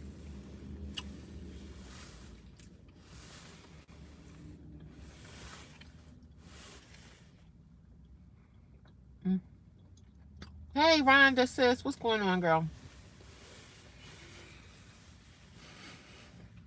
I'm just out of, you choose to be alone, right? Well, Thanksgiving, I'm going to choose to be on my own. I'm okay. You know, I'm not going to think about, oh, the world is doing this. Screw what the world is doing, right? What am I doing in my heart? What am I doing in my heart? Forget the world. I'm not going to feel bad. Oh, I got to be by myself for Thanksgiving and Christmas. Oh. So what? How do you feel about yourself? Like, how do I feel about myself? It's a good day for me to catch up on some rest. I'm not going to let the world make me feel bad. These are pagan holidays any damn way. Let's not start talking about that. Pagan holidays anyway. You're giving people a whole bunch of gifts and stuff. Most of them don't deserve it. People treat you like crap all year. Everybody want to be lovey-dovey on Thanksgiving and Christmas. But they really deep inside, they hate you. Oh, they let you know where to go. Oh, eating the food be. You know what? It is a place that did offer me to go, and I don't know. I might go, but I don't know. I might. I'm okay. Like I'm okay. I don't want nobody to feel like, oh, I did. I was looking forward to going to my sister's house for Thanksgiving, but this incident happened, and I have to let it go. Like I have to let this go off my heart. But I feel like the only way I'm going to really let it go if I get my own place.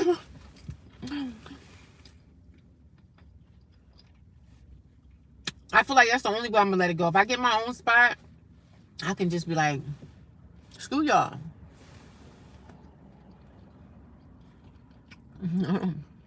Well, I witnessed a major accident. Oh man, everybody is okay. Oh good. At least everybody's okay. God is good, right, Rhonda? Rhonda, me and my sister had it out today. We had a big texting fight. Me and my sister had it out today, Rhonda, and I told her how I felt. So no, I guess the invite for Thanksgiving is gonna come uninvited. And not that I really give a damn though. I did want to eat though. Yeah, me and my sister had a fight today, like a texting fight. I asked my sister, Rhonda, listen, this is what I asked her. I said, listen, sis, do you mind if I spend the night on Christmas Eve at your house and just make cookies or something, you know, watch movies or something, you know, so I didn't have to be by myself. Texting is not going to lead to miscommunication. Well, what we said to each other, it was very well communicated. But she wanted to meet me face to face to have a sit down to talk about Christmas. I said, can I stay the night at your house on Christmas Eve and I could just wake up at your house on Christmas Day and we could eat breakfast or whatever, you know, do a little family thing. She said, I need to have a sit down with you. I need to talk about that. You need to talk about that. Like, what am I, 2 years old?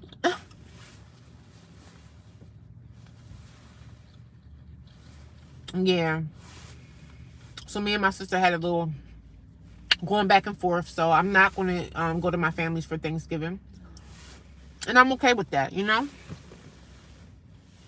I am certainly okay with that. My hair is just afroed out. That's how I had it. That's how I wore my hair today at work. I had a little thing on it, like right like this. It was pulled back a little bit in a ponytail, kind of.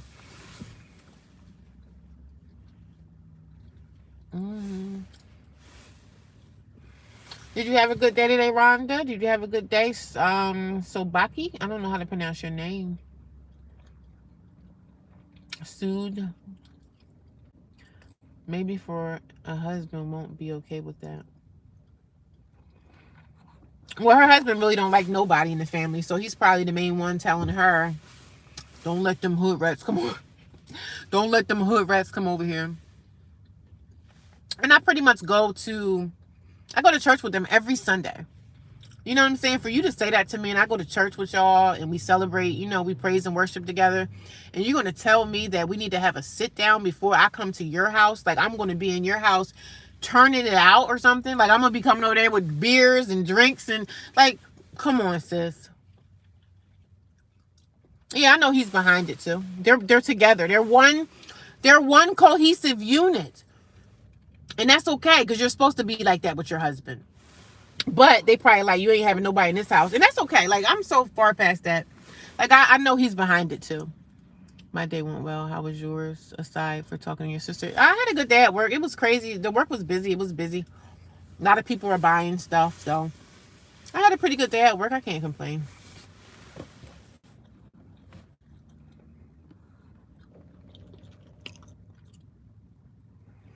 She has to be checking with her husband first. And that's fine. But I'm not going to be a part of the checking. I don't need for you to sit me on timeout to... I'm just saying, you know my situation. Y'all know I'm homeless.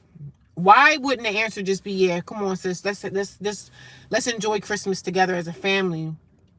But 1 minute y'all say y'all family, and then the next minute you're like, oh, no, I got to check in with somebody for... Like, sis, I'm good. I don't desire to be there. If I need to be set on timeout to say that I need to check with my husband first to see if you can come over here, that ain't somewhere I want to fucking be. So...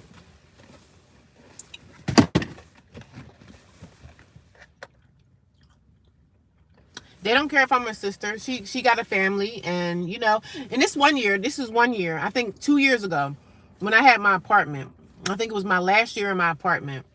I was in this group text with my family, and this is another thing that rubbed me the wrong way. My sister said in the group chat to the family members, y'all can come over here for Thanksgiving, but everybody needs to be out the house by 2 o'clock in the afternoon. There was a time limit for y'all to come over and spend Thanksgiving with them. There was a time limit. And mind you, her husband, he don't deal with his family. He don't talk to his dad. They don't have a good relationship. So she was telling everybody that they got to be out of her house by like 1 o'clock. And I said, what? I said, that's the reason why I'm not coming over. And this was when I had my apartment last.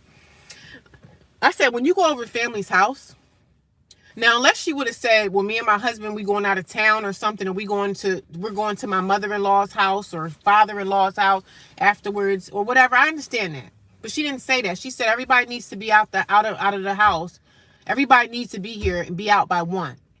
It starts at 12 or it starts at 11. I forget what time she said it started, but she said everybody needs to be out her house by 1 o'clock. And this was literally Thanksgiving Day, because this is what she said at the end of the text. She said, everybody needs to be out by 1 because I have a family. That's what my sister said 2 years ago when I had my apartment. She was like, everybody could come over, but y'all all need to be out the door by 1 o'clock because I have a family. That's what she said. So when she said that, I'm like, I'm not going over there. You talking about you got a family, but then you're going to say, we're family today, but they got to be out of your house on Thanksgiving Day by 1 o'clock. 1 o'clock is when people first start eating something. I wouldn't be there. That's when we should be going. Time limit. Yeah, it was a time limit on Christmas. No, Thanksgiving 2 years ago, when I had my apartment, I said I won't be going over there. Because you putting a time limit on people and then you're going to try to say you have your own family? That's rude. I thought we were family. Yeah, it was a time limit, y'all. That's when I said, oh no, that turned me off completely. Yes, I wouldn't go there. House, you are not a child. Be careful, sister. You might be here. Be careful. Your sister might be here. Girl, if she here, I don't care what she gonna say to me. She can come on live. We can talk about it. My family don't know. This YouTube channel, like I said, nobody would find this channel unless I went viral. Unless I go viral, then I could have a chance of being found. But I don't care. I don't have anything on here to hide from nobody. I don't have anything. She has to be checking with her husband. I don't have anything to be. I don't have nothing to hide on this social media. Whatever I talk about, if they find me, they find me. I'm not scared of my sister. Like, what's she gonna do? What's she gonna do? Pray for me? I never heard of a time limit. Yeah, time limit on Thanksgiving Day. She told the rest of my dumb behind sisters and the rest of my slow family that flocked behind her. They flocking behind this and they putting a time limit on Thanksgiving Day. I thought family's supposed to just chill and enjoy the whole day. You know, you eat turkey dinner, everybody having a good time. You turn on the football game, watch the game. We sitting down eating leftovers. People falling asleep on the couch. You just having a good time as a family. That's what you're supposed to do. But now she putting a time limit on, telling people in the chat, like, oh no, y'all need to be out of my house by 1 o'clock. Like, what type of stuff? That's not family like. Family's supposed to bug out and enjoy the day all day. That's what Thanksgiving is supposed to be about. We're enjoying each other's company all day and we having a good time. But no, you must think the family must be ratchet and you don't want people at your house. And that's fine too. I wouldn't be there. That's when we should be going. Yeah, I'm not freaking with them no more, man. Glad I know how to read the room. Child, yes, read the room. And it ain't even no room to read over here because, girl, I won't be in the room to read. I won't be in that room. Let the other dummies be there. That's so rude. Why have anybody? Ain't it rude? Isn't it rude? That's what she said 2 years ago. And I was going to tell her that when we was having a little back and forth today, but I forgot. So many things I just forgot off the rip, but I thought that was rude for your family to say such a thing, and you supposed to be so family oriented. You love family. I told her, I said, sis, you're fake as heck. I said, you super fake. I don't want to be around the fakeness. I'd rather be in the shelter with the girls that I say that's ratchet. I'd rather be with the girls outside smoking cigarettes. And I don't smoke cigarettes, but I'm just saying. If I stay in the shelter, which I'm not going to stay in the shelter all day because I can't, but I'm definitely going to sleep in that day. And I'm going to enjoy myself. A lot of the girls that's in the shelter probably going to be going with their families. They might have a cousin or somebody that they can go and eat and have a good time. And some of the girls might be in the shelter because maybe they may not have nowhere else to go.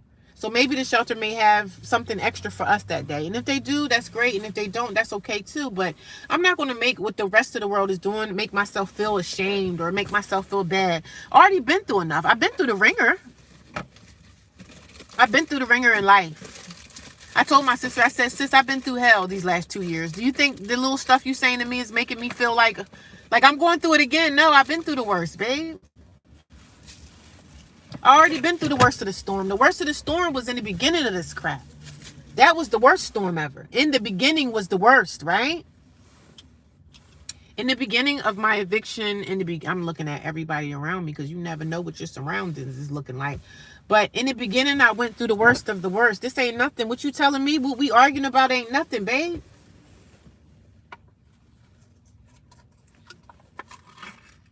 This is a yogurt. I wonder what it tastes like. It's not bad. It's not a bad yogurt. After I left the shelter a few years ago with my son, I was happy I got a place after there for 8 months. Thanksgiving, be with me and my 2 sons and God. Family isn't ish no more. Girl, I know. You're supposed to be with your family. You're supposed to bug out, have fun. It's not like the old days, man, when grandma and them was around, when my mom was around. It's just not like that anymore. And it's heartbreaking for people that really want family, that really want to be in the midst of their family. And my sister, I tell her, I said, well, have you ever asked the question of why I don't come around? I just don't come around because I just rolled out of bed and decided not to be affiliated with my family. It has to be more behind that story, right? People just they just don't do stuff just because they feel like it. They do stuff because something happened there. So I just don't have a desire to be bothered anymore with y'all. And y'all showed me tonight that I really don't need to be bothered with y'all. Y'all showed me why I don't need to be bothered.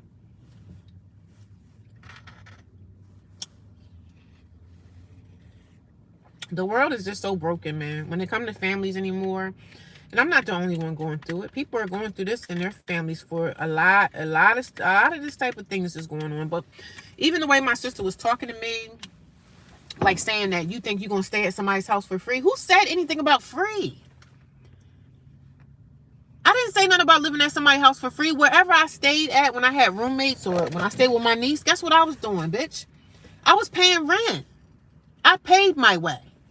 I paid the rent that they asked for when I got in the door. So I don't know what you're thinking, that I think I'm going to stay somewhere for free and not pay my part of the whatever. That's not true. It's not true at all. And how dare you? How dare you think that way and say that about me when it's not true? Like I said, my family don't know me. See, the black sheep of the family, the one that everybody thinks is a horrible person, because of maybe something that happened in the past. Maybe I got myself in trouble. Maybe somebody in the family went to jail. A lot of people in the family, especially those religious Christian people, they think when somebody get in trouble with the law, or you did this, or you lost your apartment, you're just this horrible person. Meanwhile, they at work every day cutting people's throats off. And then they go to church and smile and praising God, and they got an evil, wicked heart. They sit here walking around with evil and wickedness in their hearts for their family members, the people that they claim that they love. But you got wickedness in your heart. You and your nasty husband. And I'm not even saying this because, they won't let me in their house. I'm so past the part of me living with anybody, because I live in a shelter, right? I'm in a homeless shelter, and I'm okay in the shelter. I'm okay being there. Do I want to be there? No. But I'm okay being there because I know that I have a place to go home to. I know I have a place that I can go and sleep and rest my head. I got my blankets. I got my own pillow. I got my comfortable. And in the morning, I wake up. I pack my duffel bag. And I go to the gym. I have my routine that I do. I do my YouTube channel. I build my channel up. I make friends with people online. That's my life right now. But for my sister to treat me the way she treated me today, because I simply asked you, hey, can I stay the night at your house on Christmas Eve just so that I can wake up with somewhat of a family? It turned into a big fiasco. Like, oh no, we need to have a sit down. We need to have a sit down. A sit down what? I'm not taking a sit down with you to ask you, can I stay the night at your house for Christmas Eve? Like I'm some registered sex offender or something? Or a person that robbed the bank? Like I just broke out of prison after doing 20 years. I can see that. But girl, I'm done. I'm done. I'm so freaking done. And it was a chick in my chat yesterday. I don't even remember her name. She might be here now. The girl was like, I think it was a girl. She was like, girl, I would never go with them on Thanksgiving. Are you freaking crazy? And I was like, no, sis, I'm going to go anyway. I'm going to try to put my best foot forward. You're right. She was right. She was like, I would never be seen in there on Thanksgiving Day. And I said, you know what? You're right. The way that they treated me, you are right. Just treat the day like a normal day. Forget Thanksgiving. It's a fake holiday. I know you're right. That's what I was saying earlier. It's a fake holiday. It's a pagan holiday anyway. I want to be at the hotel watching TV all day and relaxing like it's just another day. My family is not close-knit anymore, and I can't stand my daughter's baby's daddy. Oh, God, yeah. Why would she say that? Why would I say what? My aunt in particular about her house, so I never go to her house because especially not on the holidays. Did you get your plants? Did you get your situation with your plants taken care of? Shelter is just a phase. Yeah, I know. It's just a phase. I'll be over this soon, One day soon, I already say 2026 is going to be my year of restoration. I'm going to find a place, even if it's at a shelter. I'm going to find a place, even if it's at a shelter or a homeless, what do you call it? A hotel or extended stay. As long as I get this second job, I can go back to that extended stay and I'll be okay. But I'm going to be so tired with this stupid second job. It's going to be just crazy. That's how I know my body is stressing out, because I start getting pain in the back of my neck. Like I start getting like, I don't know if it just be hurting. Like when I get excited in a way where I'm upset, I start getting pains in the back of my neck. Like my neck will just start stiffening up. So I got to try to stretch that out tonight. But let's say I got mixed berries, and I don't see no berries in this. This is one of the little fancy yogurts that I found at my job in the refrigerator. It's been in there for a while, so I'm going to eat it. But it say mixed berries, but I don't see no berries in this unless it's a berry puree. I don't see no berries, babe. Mixed berries where? Where the berries at?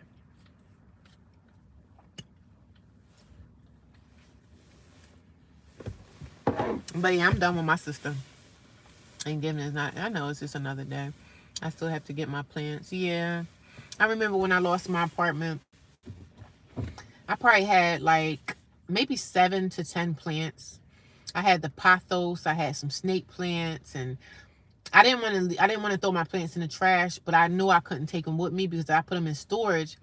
They was going to die because they wasn't getting the sunlight and they wasn't getting watered properly being in storage. So I knew that I had to either throw them away, which I couldn't do, or I had to, I put them into the garbage thing. Like we had a garbage trash room, so I put them up against the wall, and I said, I put a sign there. I said, if someone could take these plants, I would very much appreciate it. I left my plants, and I had no choice. Because even when I was going to go to my niece's house, I really didn't feel like, I was going to ask her, I said, listen, can I just bring one plant with me to your house? And look, me and my niece didn't work out anyway, so I'm glad I didn't bring my plant there. But my plants, if I would have tried to bring them along with me to keep them alive, I looked at my plants like my plants was my pet. Like it was my dog or my cat that I, when you lose your home and you got pets, that's a very hard thing because you're going to have to, either put them into a SPCA or see if you can get somebody to take them. So it was hard for me to part with my plants like that because I love my plants, man.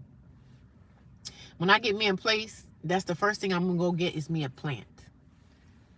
So the first thing I'm going to get is a plant. I'm going to get my plant, get me a couple plants. I'm going to get my pothos and I'm going to get my snake plants back. I always get soil and repot them and all that stuff. I take care of my babies. Every new season, I would repot my plants. I would give my plants some like new soil. So that was part of my life, man. I'm going to get it back, man. People think they high on their horse now, man. They think they high on their horse now. I'm going to be sitting right up in church when you start fumbling, when your husband start fumbling the bag again. And I really don't wish nothing bad on her. I really don't wish nothing bad on my sister. Like, even the way she treated me. I don't wish nothing bad on you, sis. But I'm parting ways. I'm done with it.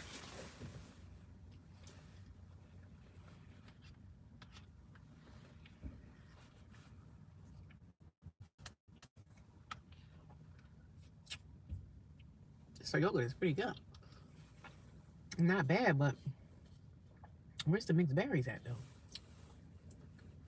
Where is the mixed berry? Yeah, things just, things gonna come full circle eventually.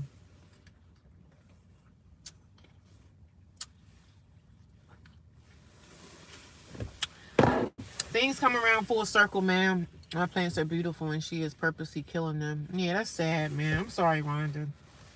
I'm so, so sorry. People really just do a lot of wickedness, man. And they think that the wicked spirit is not gonna come knocking on their front door. Everybody just seems so secure in whatever they're living in, treating people like crap. And like they say, people that treat you the worst are always the ones that's closest to you. They think they know all your business, and then when you check somebody in their mess, then they want to run for cover and say, oh my God, you're gaslighting me. Or, oh my God, take accountability. I've taken accountability for my actions 2 years ago, babe.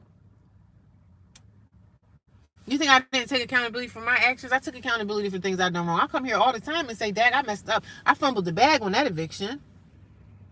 I said, I said what? I'll never get evicted again. I learned my lesson. I screwed up. Yeah, I did. But that doesn't mean that I don't deserve to have a warm roof over my head. What type of people do the stuff they do?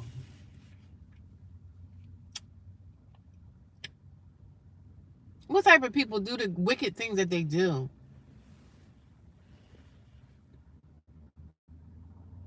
Life is crazy. But yeah, I'm going to treat that day just like any other day. I'm going to get up.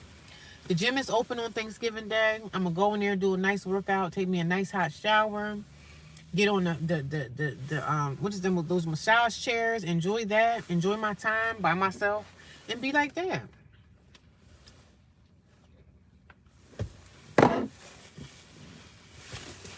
I'm going to let nobody dictate nothing in my life, man. It is what it is. I'm not going to be like this forever, even though sometimes it seems like I've been like this forever, but it's not going to be forever, baby. 2026 is going to be a different type of year for me. It's going to be a different year. People, when they think you're a black sheep of the family, most of the time a black sheep of the family stays the black sheep for life.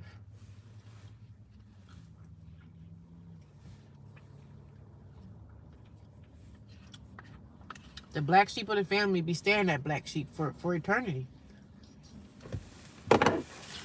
I'm not trying to prove nothing to nobody. I don't need to prove nothing to y'all.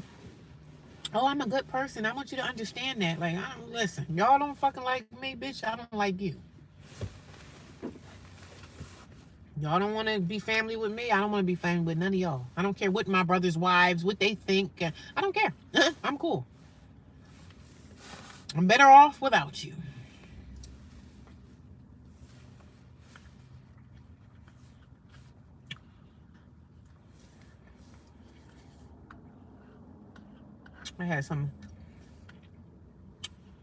I normally don't work on Mondays, so my boss put me on the schedule, and I was kind of upset about that.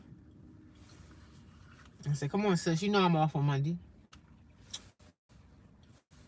Why would you have me work on Monday, the day that I'm normally off? But she got a friend of hers that is out of college right now, so her friend is on the schedule. I said, you making these schedules for your friend to just make her happy. What about us? Like, we're your team.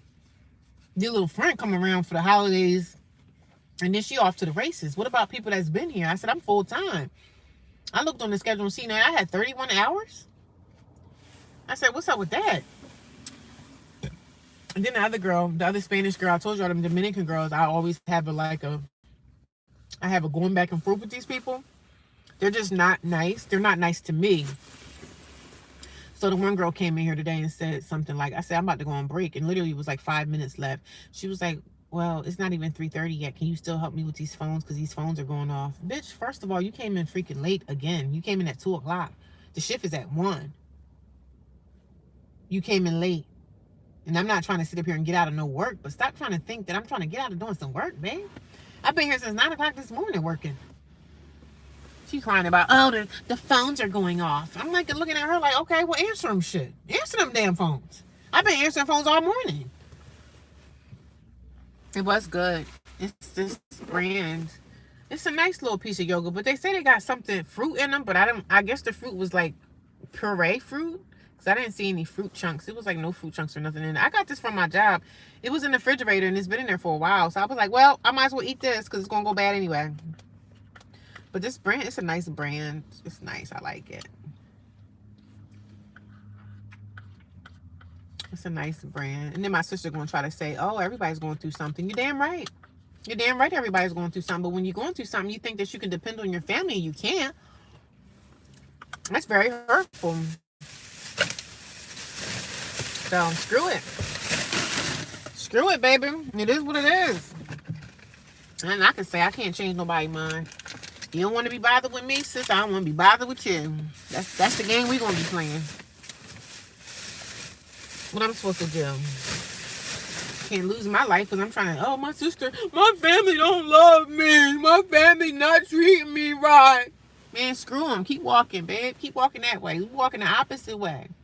I'm not one of those people that's going to sit here and walk in the direction that everybody walking off the cliff. Y'all go walk off that cliff. I'm walking over here by myself. I'm safer on my own, babe. I'm not against it. Like, I'm not against family and against women getting married and finding husbands, but you want to be low down. Go ahead and be low down, but be low down by yourself. Because sis, I'm not entertaining that.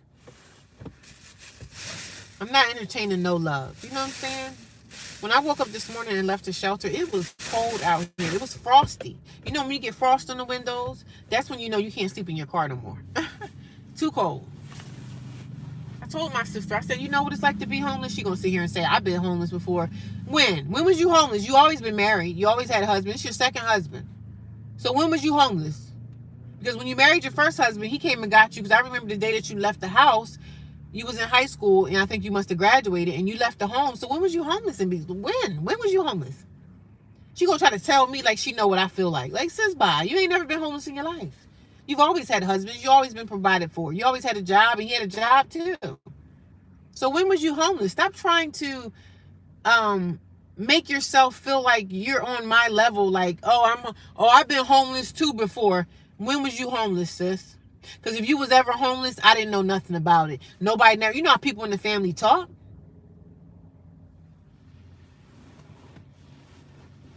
Oh, I was homeless before too. She bringing up stuff that happened in her childhood. I'm just like, we're not talking about childhood. We talking about what the freak is going on right now. That's what's being talked about. So let's stay on subject. Let's stay on task. She's trying to bring up stuff. Oh, this happened to me when I was 3, or this happened to me when I was 7. What that got to do with the conversation that we're having right the freak now? Because you don't have no more rebuttals. You don't have nothing else to come at me with. I simply said, can I stay at your house for Christmas Eve? You could have just said, no, sis, I don't think that'd be the good idea. And left it the freak at that. But you're going to have a sit down. Oh, let's have a sit down. What is this, the White House? What's this, the White... I'm speaking to Donald Trump and Melania? We got to have a sit down. See, the thing about my sister is she's a control freak, because my sister, guess what kind of job she has?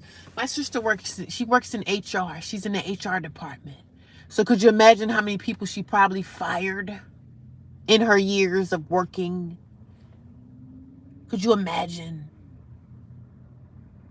Could you imagine the people that my sister fired in her years of working in her business, in her company that she works in now? She's in HR. She'll come here and try to have conversations. You could tell that she's like, I guess HR, I don't know, HR are leaders. They're not managers, but they manage the company. An HR team, they are for the company. They protect the company. They're not here to protect the employees or anything like that. They protect the company. So if they smell a lawsuit coming or anything like that, guess what? HR is on the freaking job. HR is on the job. My sister's an HR specialist. She's in HR. She probably get paid pretty decent. She went to school and stuff like that. So she's in HR, but she tries to bring that HR persona home to her husband, I'm sure. I can only imagine what he's going through. She's probably really checking his. She probably got him on speed dial, like, oh, I need to have your location. And girl, that's a miserable life to live. That's a miserable. She's an HR person. That's why she be having bullet points, and she be talking about, oh, I got bullet points. I got I got something written out. I got an email. Girl, no one's scared of you. Nobody's scared of you being HR except for those people that work with you. Though they might be a little afraid, but sis, ain't nobody scared over here because you don't run me. You run your husband. You run that household that you have. Go run that. Go HR your husband.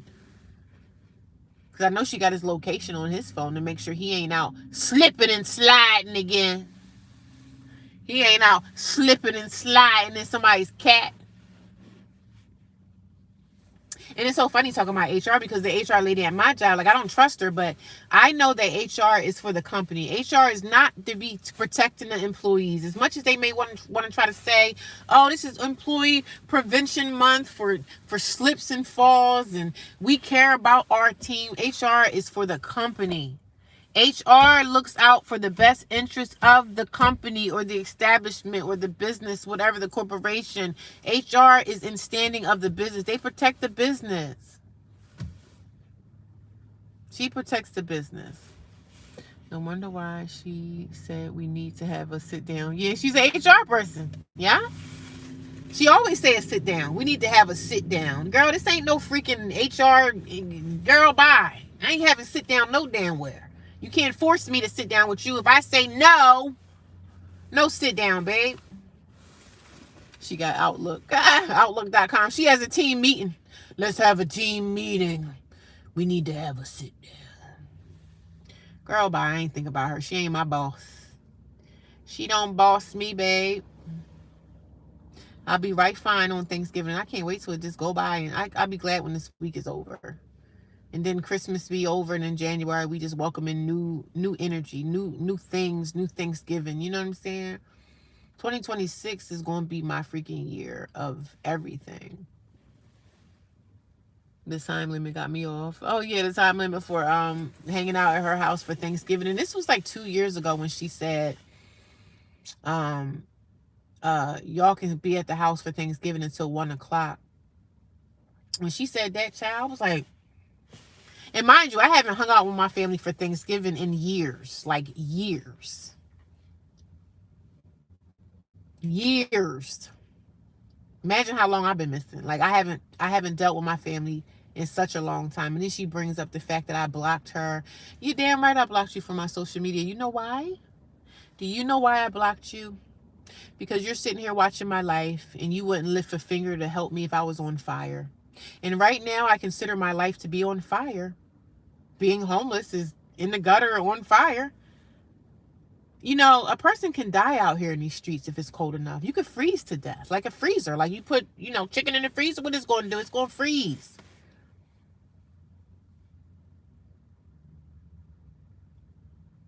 A person can freeze out here in these streets. It's not cold enough to die yet, but it get cold enough, you could freeze, man.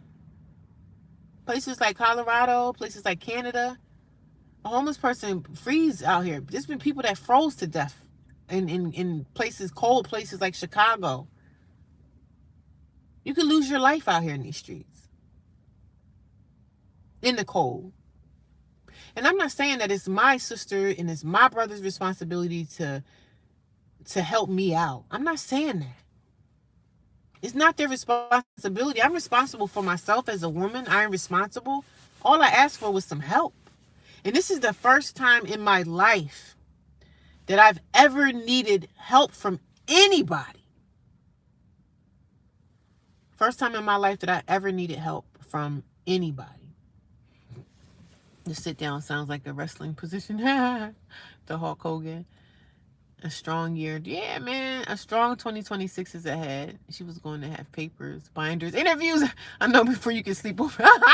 I know she wanted to run my background, right? Child, I can't do it anymore, honey. I feel so good right now. Like my heart is, I feel lighter. I feel lighter after I just said what I had to say to that witch. I do. I do. I wasn't cussing, fussing, yelling, being disrespectful. I always looked at my sister as my mom, like, 'cause she was the older sister. So I had a certain amount of respect for her. But girlfriend, all these freaking years, I've been wanting to say so many things to you. And other things have been brought up that I felt. And it was something that happened in church when her mother-in-law was alive, because her mother-in-law didn't like me. So her mother-in-law attacked me one day, like verbally attacked me and said some really messed up things to me.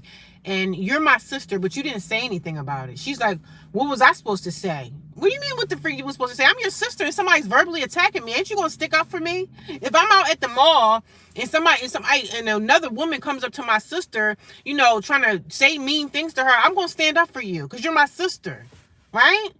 I stand up for my sisters. I'm not going to allow somebody to just run up on you, saying anything to you. I'm not going to let nobody come and do anything to anybody in my family, my husband, my whoever. I'm standing up. I'm standing 10 toes down. I'm not saying I get into brawls and stuff like that, but if I'm walking in the mall and I got my sister and my family and somebody come on some crazy stuff, do you think I'm not going to speak up? Oh, that's not my problem. She said, oh, I said, well, your mother-in-law, rest her soul now, she died a couple years back. But I said, your mother-in-law said some really mean things to me. You didn't take up for me in no way. Oh, you're a grown woman. Wouldn't you want me to take up for you if somebody was attacking you? Miss Prissy Foot? Miss Prissy Boots? Miss Glass Slipper bitch? Like, you got the glass slippers on. Oh, I'm perfect. I'm perfect. Nothing shall bother me. I got a husband with a good job that can't stay out of other woman's face, that cheats on me, but all I got to do is go to God and pray. Pray to God for my husband to stay out of another woman's in between her legs. All I gotta do is go to God and pray for her to not stray on me again, because my self-esteem is so freaking low that I feel like I need a cheating man in my life. Child, please. She definitely is a freaking witch. The sit down sounds like a wrestling position. She wanted to have a sit down, honey, for me to spend one night at her house for Christmas, for me to wake up with family on Christmas Day. Well, y'all definitely was not my freaking family. If I gotta have a sit down and notes to be taken, man, my sister, let me tell you something. If I would have went to her house and she said, yeah, you can come over and stay tonight, she probably would have been sitting up all night right beside the bed where I'm sleeping, or if I'm sleeping I'm probably gonna be sleeping on the floor with my mattress. But wherever I'm gonna be sleeping at, guess what? She probably gonna have her notepad out. She breathed. She blinked her eyes. She turned over. She turned left. She turned right. Let's just write down everything they're doing. You're wicked. She's wicked. Sit down before the entering the 20 million mansion. Probably wants to read you the rules of the house. These are the rules of the house. It's a mess. She is for her husband only, not family. Yep.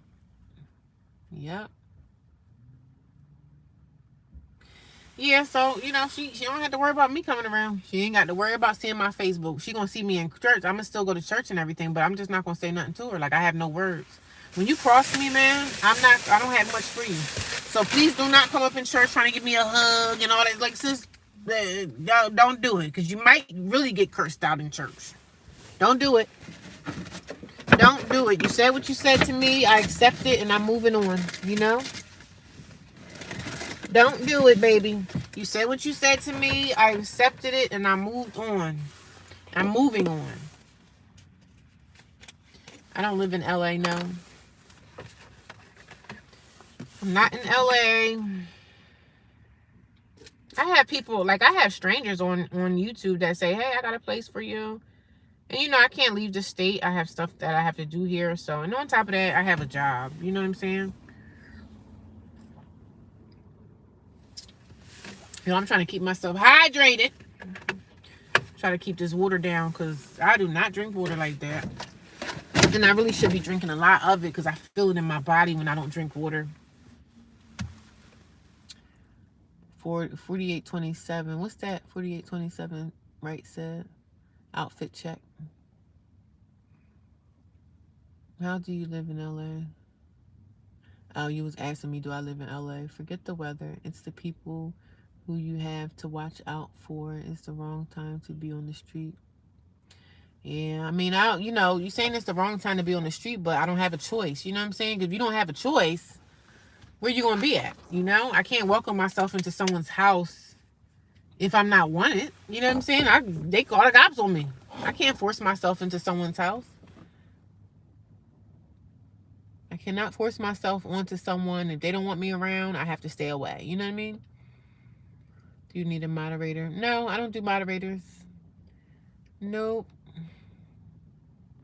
And somebody come here with some crazy stuff, I just block them, delete them. I don't really worry about the trolls unless they come in here trying to call me the N-word or something. I block them right away. But for the most part, I don't really have a problem with someone going against what I'm saying, because I have people come in here and say, well, you know, they might be taken up for my sister, and I really don't mind that. Like, you have your opinion on what I'm telling you, and that's okay too. What about asking another family member? No, there's nobody else. They're all in the bed together. They all talk, and you know what I'm saying? She probably on the phone with my brother right now. Can you believe she said this to me this morning? So they're all the same.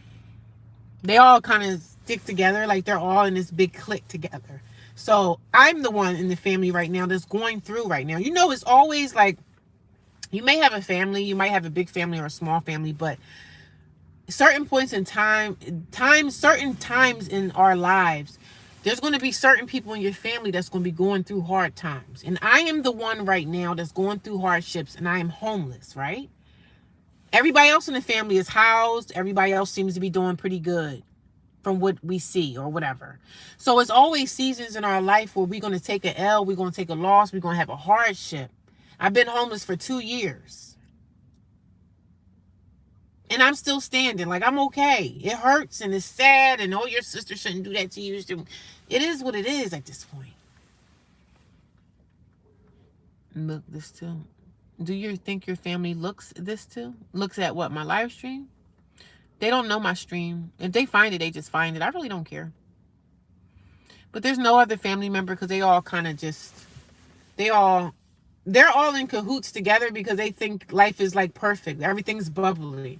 Because their life is okay. Their job is secure. Their house is paid for. They're this, you know, everybody got these things. I have some sisters that probably struggling to pay their rent. Yeah. Some people probably going to be on the same road to Damascus like I am right now, being homeless. You on the road to Damascus too. You about to go to that courthouse next week, ain't you? So everybody going to have their moment, man. And I'm not saying that I'm speaking this into existence with other people, but now is my time. 2026, 2027 could be your time.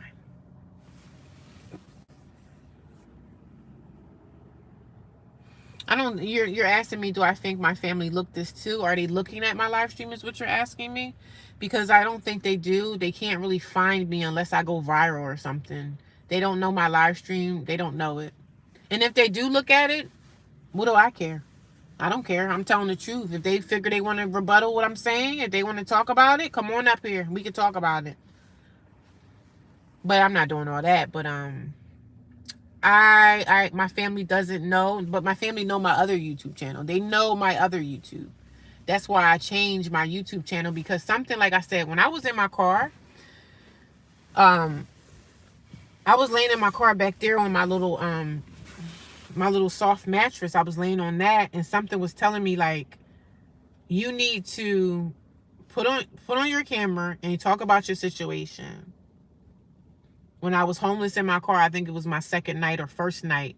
It was my first night. I slept in the car that night, but then the next morning I woke up and I'm laying around, you know, trying to get myself together. And something was like, you have to record this moment that you're going through. You need to record your homelessness. You need to record what you're going through right now. You need to record this. So I never stopped recording being homeless. I always said, I'm going to talk about this until the cows come home. The homelessness is not a joke. You know, everybody's not going to have supportive family. Everybody's not going to have someone that's going to be there for them. I, unfortunately, am one of those people. I'm not embarrassed to talk about it. It is what it is. If it was still summertime or the weather was warmer in the spring or whatever, I would still be in my car. It's not going to be cold forever, even though it seems like it's a cold, long, dark winter, right? But I could be in my car and be fine. As long as I have a car, as long as I have a way to get around and I have a job, sis, I'm doing good for myself. What's your name, strong lady? I just use my name as my channel name. I don't use my biological name or anything. My channel name, you can call me homeless, you can call me single woman, whatever. But you can call me single woman. That's fine. Say that you say family knows how dangerous it is out here. They don't care how dangerous it is out. They don't know how dangerous it is out here. You know why? Because they're protected and they're covered. You know what I'm saying? They're in the house. They're comfortable. They're warm. My sister got her husband. You know, people are okay. I have another sister that's married. Some of my sisters are not married, but some of my sisters have boyfriends. They have people to cover them. You know what I'm saying? They have people to look out for them. They have people, you know, if you've been out too late, where you at, honey? I know you got off work at 6. You ain't home yet. Are you okay? You know, they got people looking out for them. I don't have that. Say hi to Bobby, pretty lady. How you doing, Bobby? How you doing? Family members do not care at all. I know they don't care. And that's okay. Give it to Jesus. I do. I do give it to Jesus. And it's like a weight that have been released off my conscience today, because I was able to stand up for my sister and kind of let her know, like, sis, no, we're not doing that. I'm not gonna have a job interview with you for me to stay the night at your house. Like, it's not that serious for me to spend time with family. Like, the holidays are made up. All this crap out here is a made up facade of just craziness. God willing, do it. He will do it. And he's been doing it. God's been working for me, man. I just have to shut off. I gotta shut off this thing of worrying about what my family thinks of me. Because I know they don't think much of me. They don't think much of me, because if they thought much of me, they would help me. You know, and my brother, a whole man, a whole freaking man. Don't y'all know I didn't go to my brother's wedding? Don't y'all know I didn't go to my brother's, when my brother had a baby? I never even saw the baby. I never even saw his baby, because they treat me so freaking bad. I asked my brother, this car that I'm sitting in right now,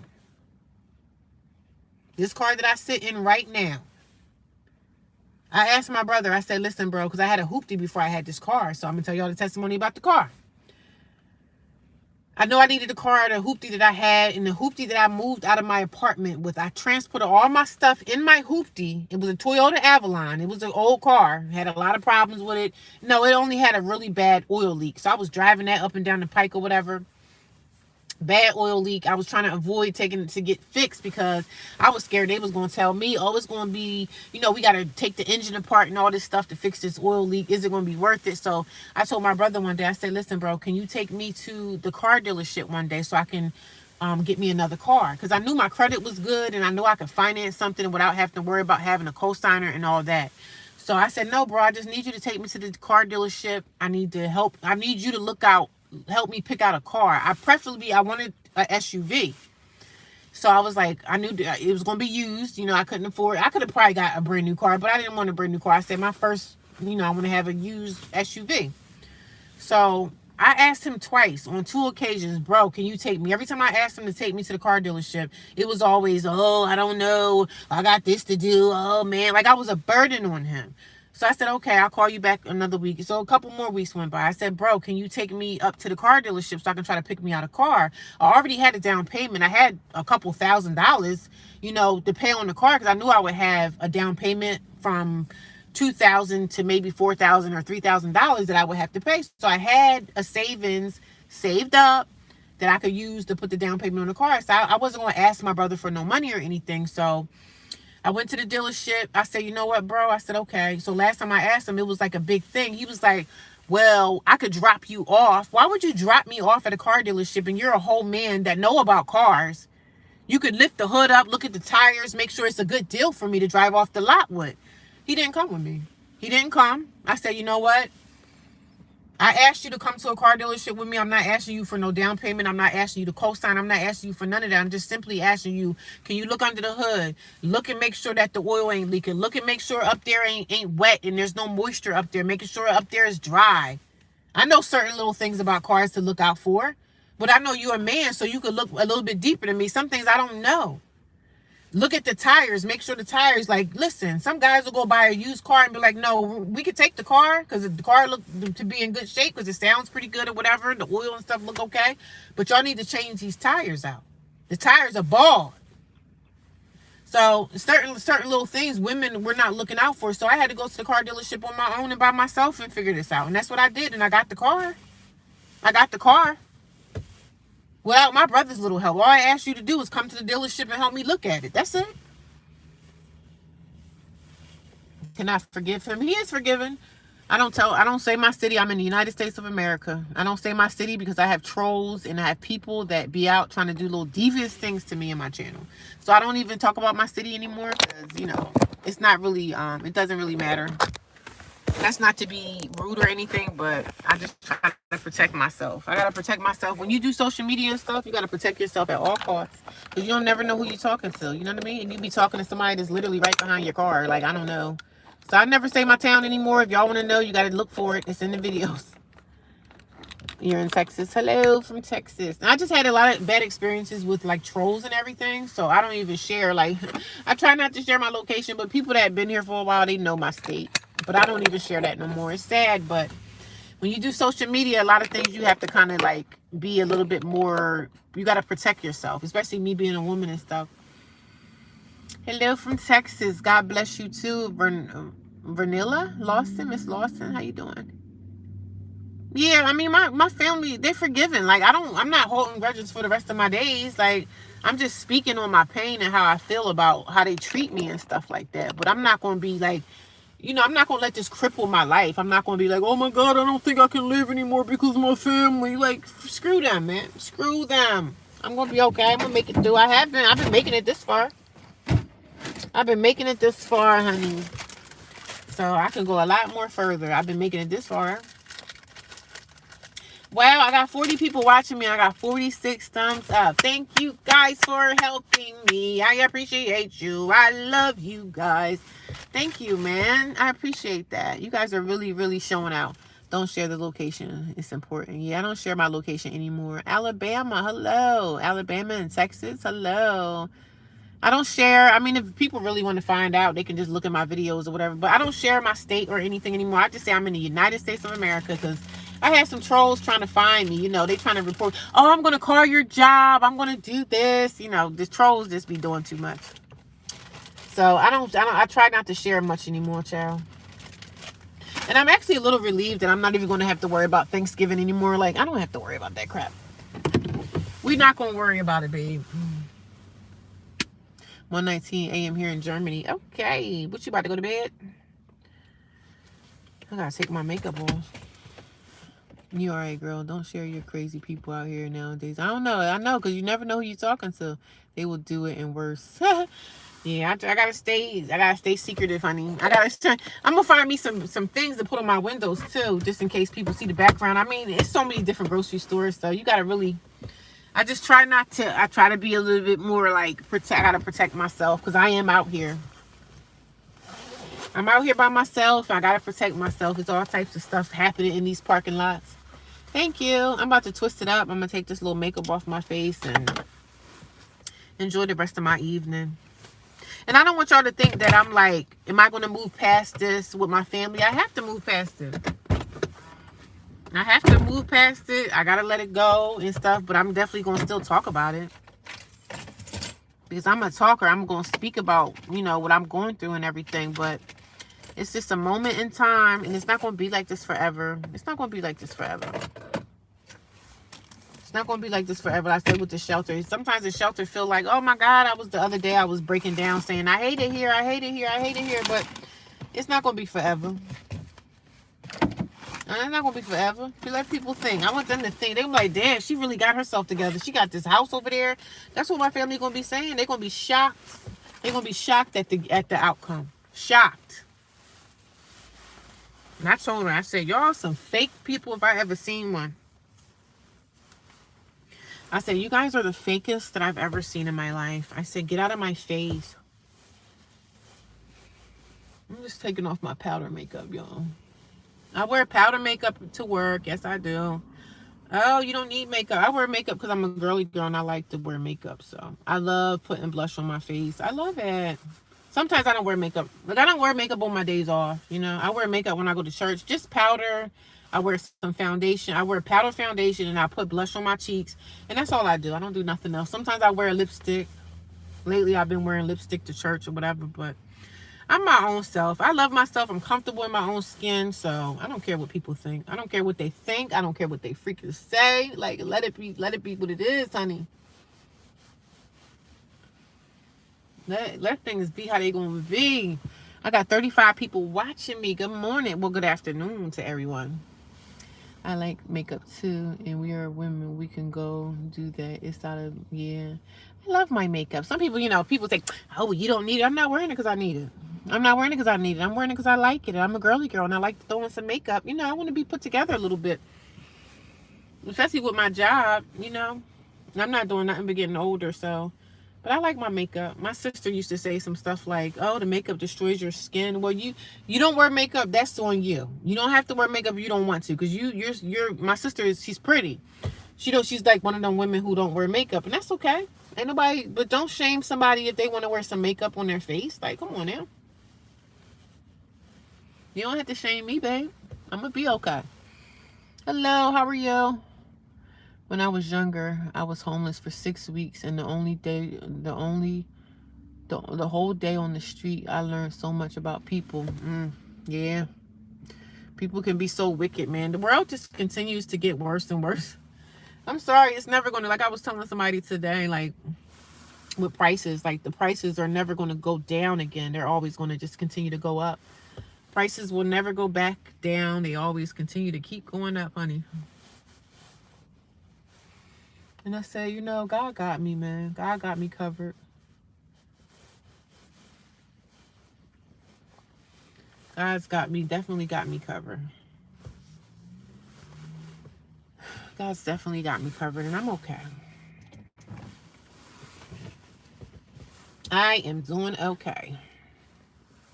The shelter, I talk about the shelter and stuff like that, but I'm happy to be there. Like, I don't like to be there, but I know it's only temporary. You know what I'm saying? It's only temporary.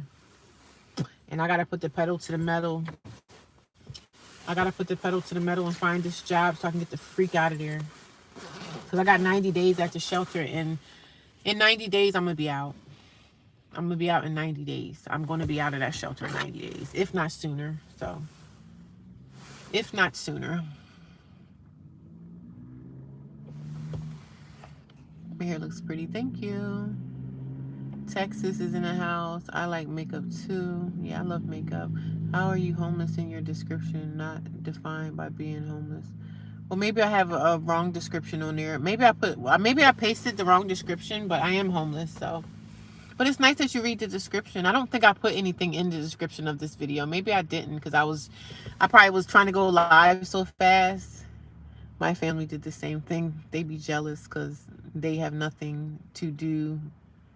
Because that has nothing to do. Keep being you. Thank you. I appreciate that. President Trump cut tariffs, dividend check. Everything will be okay. Oh, yay. However, how is that going to affect the homeless people, though?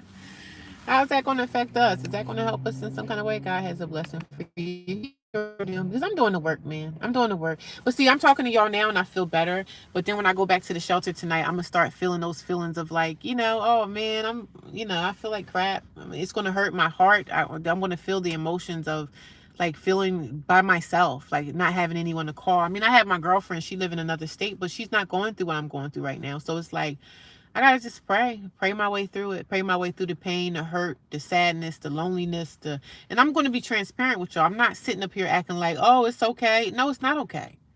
It's not okay. Especially when you have people I have people out here. I run into a lot of people at my job that are just good people.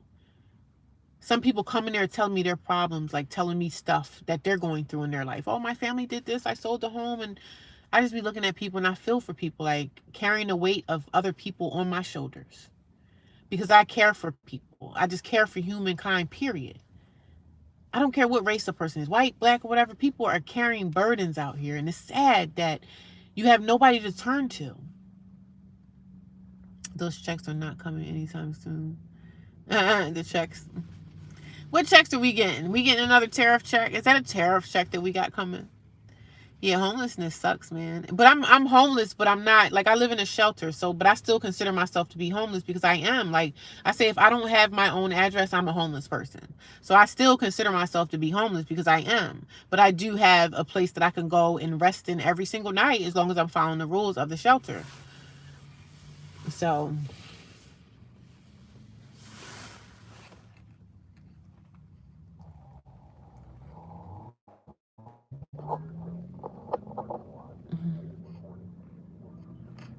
I stay with my oldest daughter, and she got married and not sure how long I got here. Oh man, I'm sorry, man. It's hard, man. It's hard with family.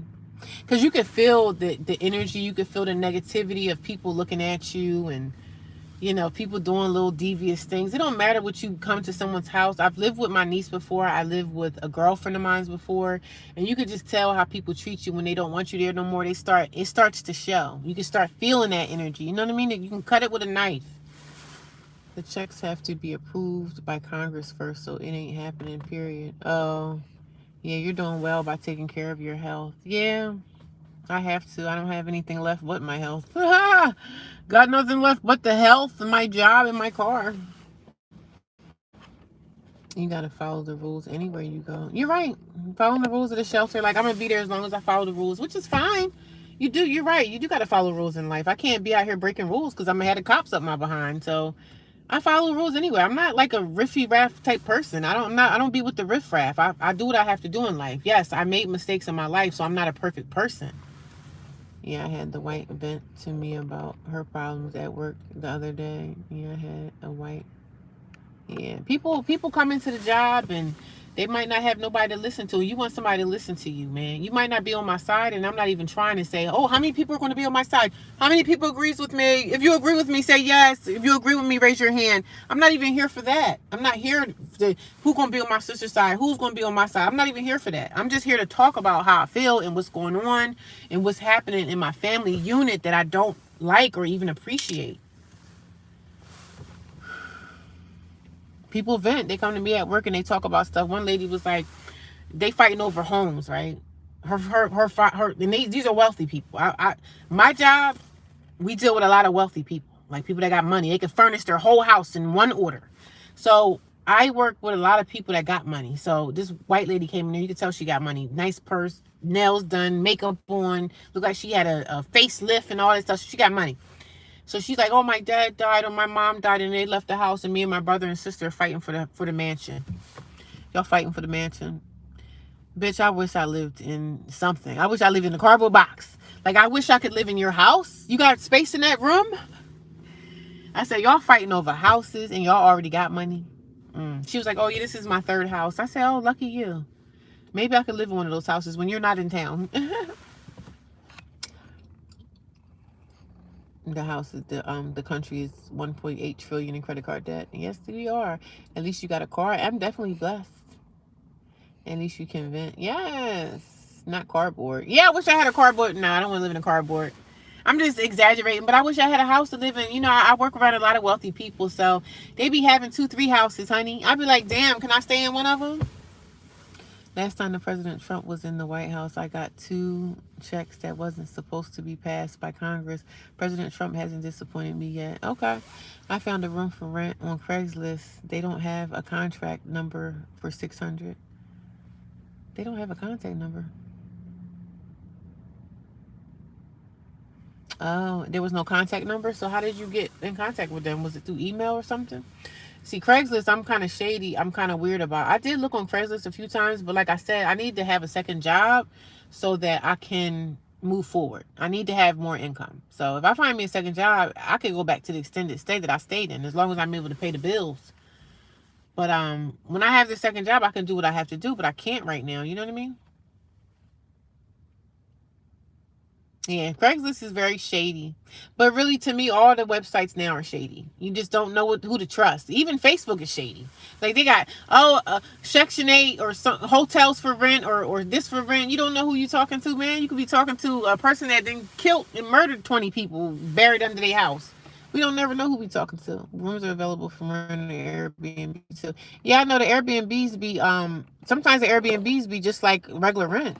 So somebody was like, "Oh, can you stay in the Airbnb?" You can't stay in the Airbnb long. You can stay in the Airbnb for maybe 1 month. 1 month here, 1 month there. But like I said, I'm gonna try to stay in the shelter as long as I can stay while it's winter time, while it's cold outside.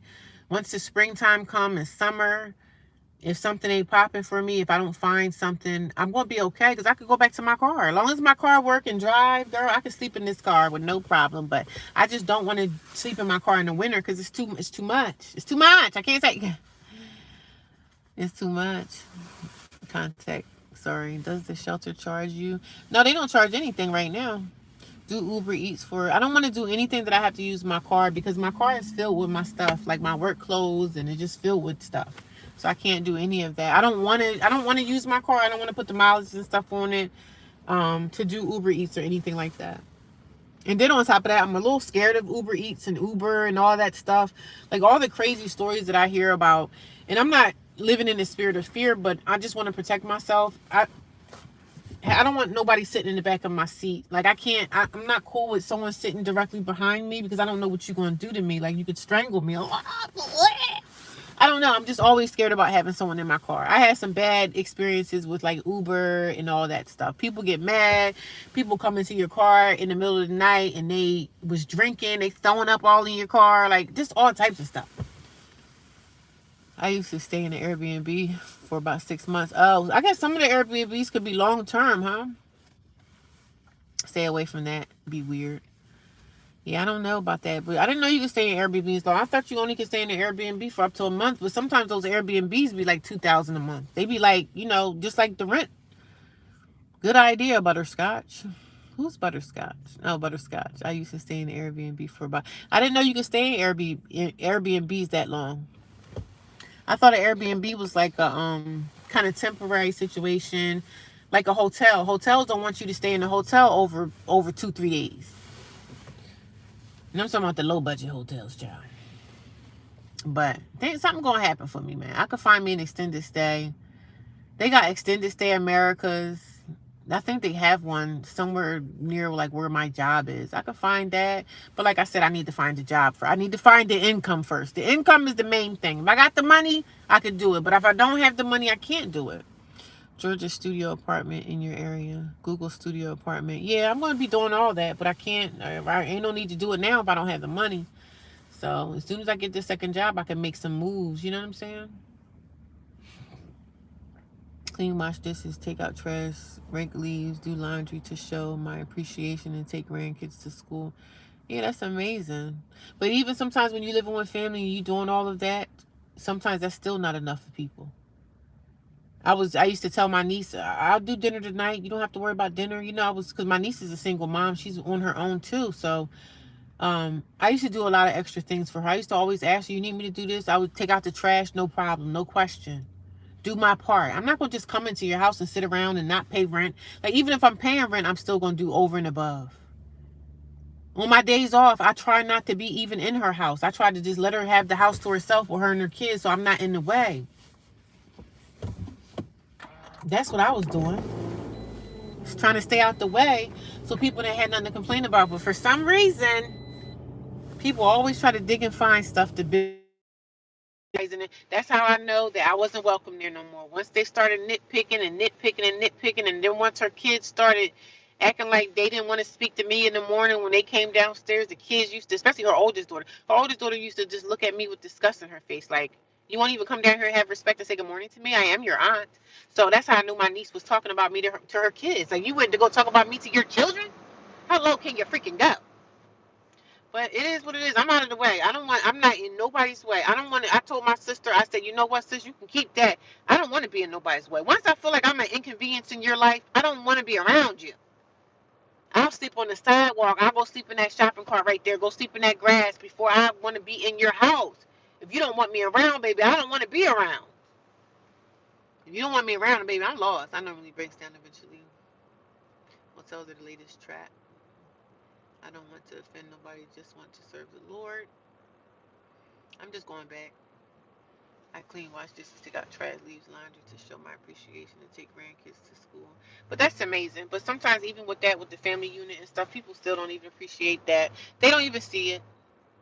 I don't want to offend nobody. I just want to serve the Lord. Amen. Motels are the latest trap. Terrible conditions, too expensive. Shaking my head at the majority owners of them. Yeah, them owners be having them hotels a mess. Normally breaks down eventually. I don't feel comfortable because I feel like I'm in the way.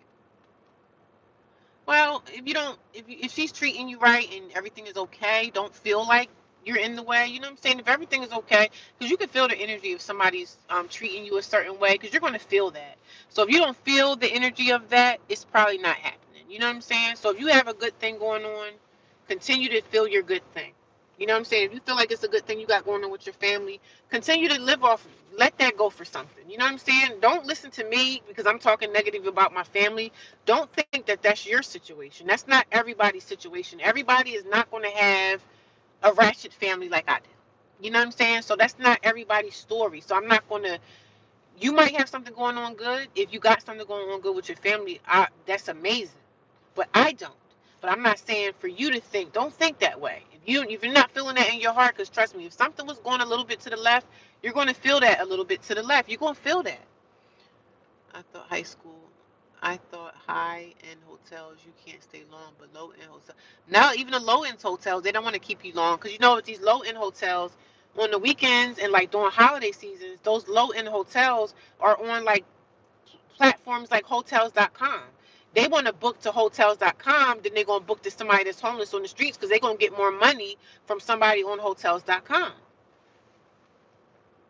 Shoot, you can never do enough for them. Yeah, and what happened to before? Yeah, she put her mouth on you. What? When I worked in a school. What do you? I don't understand. Jesus loves you. Definitely speak with the sister or um had a fallout with the girl when I went into work. Her kid was calling me horrible names. Oh man, I'm sorry. I'm sorry. People can be really mean. It's sad that she's acting selfish. It's cool, but I think it's just me. Yeah, it might be just you. You know, everybody don't have a bad. Everybody don't have a bad family like I do. I have to let my family go. You know what I'm saying? Give it to God, glory, my sister. Yeah, I give it to God, and I hear everybody telling me give it to God, let it go. But I'm gonna still come up here and talk about it. So, you know, this is just what happened today with my sister, and I'm just speaking on it because, you know, it affected me. It made me feel bad, and it hurt me. But my I'm hurt. I'm hurt by what you said. Like, sis, I'm hurt by you telling me I can't spend a night in your house for one night into Christmas morning. But okay, you're hurt. All right. It's done now, but what you were saying about your experiences reminded me of that. Yeah, yeah, it's rough out here trying to just be cordial with people, and that's why families got to understand when people leave and they don't want to be bothered, and it's the reason why somebody don't want to. Y'all always talking about how I wasn't around for years. Why do y'all think I wasn't around for years? Do y'all always think about the fact that maybe somebody don't want to be around? They don't want to be around y'all because they see the ratchet ways and the mean things that people have done over the years in the family. Not everybody's family. And the biggest person that really hurt me was my brother. My brother was the biggest hurt that I took in this whole homeless thing. My brother was the biggest hurt that I experienced. He hurt me the most. And one day I'm going to tell him how I feel. But it's just like, sometimes I got to just let it go and say, I don't have to tell him anything. Just leave, just walk away. I throw in the towel and I leave these people alone. I'm done now, but what was saying about your experience? Wait, what happened with your family? I thought you were going. Girl, I ain't going to Thanksgiving now, girl. Child, me and my sister had it out today. We had a text message going back and forth. I asked her, I said, can I spend the night over your house for Christmas Eve into Thanksgiving morning? Can I stay the night at your house? And I give her a month in advance because it's almost a month before Christmas. So I asked my sister, I said, can I stay a month? Can I stay in your house for one night on Christmas Eve? And then, we just get up, make breakfast for Christmas morning, have a nice Christmas morning. People open up their gifts or whatever, and then I'll be on my way on the road. I asked my sister, could I stay the night on Christmas Eve? And she said that we need to have a sit down. We need to have a talk. So I was like, we need to have a talk for me to spend one night in your house. Like, we need to have this big conversation about that. So I was like, oh, wow. I told her, I said, you know what? That conversation will never happen. I said, forget that I even asked you, could I stay at your house on Christmas Eve? If you know that I live in a homeless shelter and I'm trying to spend time with my family on Christmas because, I didn't want to stay at the shelter, she comes back with this big rebuttal like, oh, we need to have a sit down. So I'm just like, we need to have a sit down. You talking to me like I'm a 2-year old. Like I'm a 2-year old sitting on timeout at a daycare.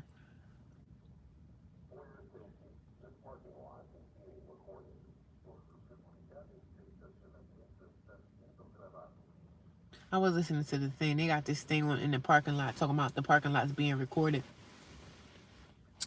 I'm out here at Acme. I hear that every now and again. I think like every 10 or 15 minutes, that man will say something about you're being recorded. I said, I'm not doing anything. But yeah, so that's what my sister said. That's to sum it up. People that came in late, me and my sister had it out today. We had a text message battle. And she was like, she didn't say no. And I rather her just had said, no, I can't accommodate you on that night, or just something. She could have just said that instead of telling me that you want to have a sit down. I said, a sit down. A sit down as if I'm some 2-year-old, huh? Yeah, okay. Think about that again.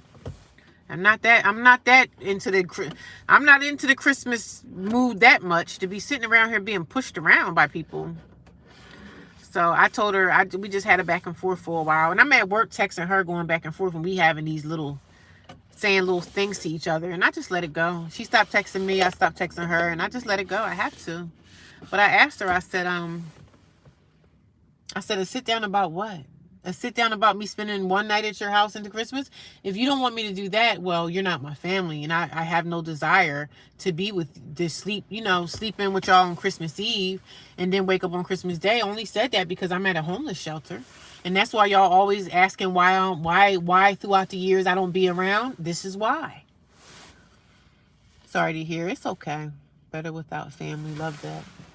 And I don't want to be without family, but if I have to, I will be. Sorry that happened to you. But yesterday, I told you I didn't have a good feeling. Girl, you was the one. You were the one that told me, because I was telling y'all, I was telling you guys in the chat that God is so good. Was telling me yesterday, because I think you were telling me yesterday. You said, girl, what you going to your family house for? You don't need to be going over there. I wouldn't. And I was like, no, I'm going to try, because you kept telling me, don't do it. And today, I found out why you said don't do it. And I said the girl yesterday in my chat was telling me do not do it. Don't go over there. And I'm glad that the conversation I had with my sister today, I'm so glad it happened because she really let me know that she don't F with me. I didn't have a good feeling about it. She's watching your content. I don't think she's watching me. God revealed this before you went. You think she's watching me? But how would she find me? How would she find my content? This is a new channel, and somebody would really have to be digging for you to find your YouTube channel. So I don't think that she watches me. I thought about going to the hospital emergency room and sit in there and go to the car just to get out of the elements.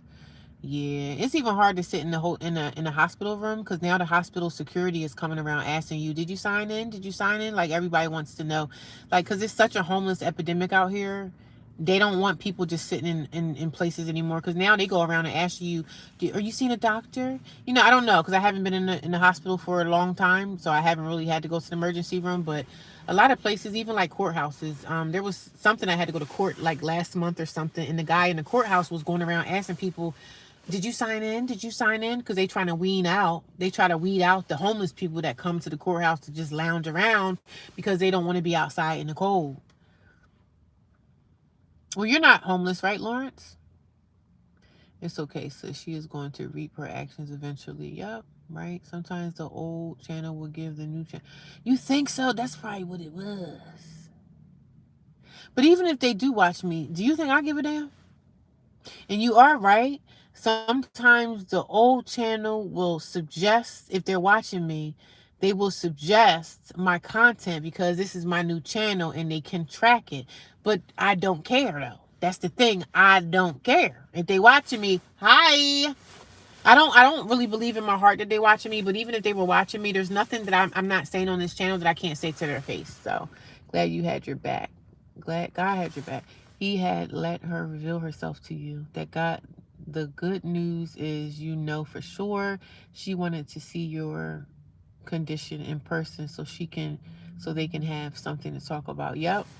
So now they all talking about me now. I know she's probably texting them or talking to them. Oh, girl, we need to get in the group chat and talk about what this heifer said to me. Can y'all believe she said this? Look at these text messages. Look what she wrote to me. Look what she wrote to me. The only thing I asked her was, can I stay over your house and sleep and wake up with my family on Christmas? That's all I asked for. That's it. And she took it. She took it into this big thing. You sleep in your mom's truck. At least you got somewhere to sleep. Hopefully it ain't too cold for you where you at. I saw that happen many times. Not now. It was 2 weeks ago. You're right, Rhonda. Sometimes that old channel can recommend my new channel. And not that I give a crap. I don't care. I don't care who sees. Like, what I say on this channel, I can say to somebody's face. Like, I talk about my journey being homeless, and, it's my journey. So, ain't nothing on my channel that's illegal that I'm doing. Ain't nothing I'm saying. I'm not showing pictures of nobody. Whoever's watching, hi. Hi. People don't like when you start revealing they don't like when you reveal truth.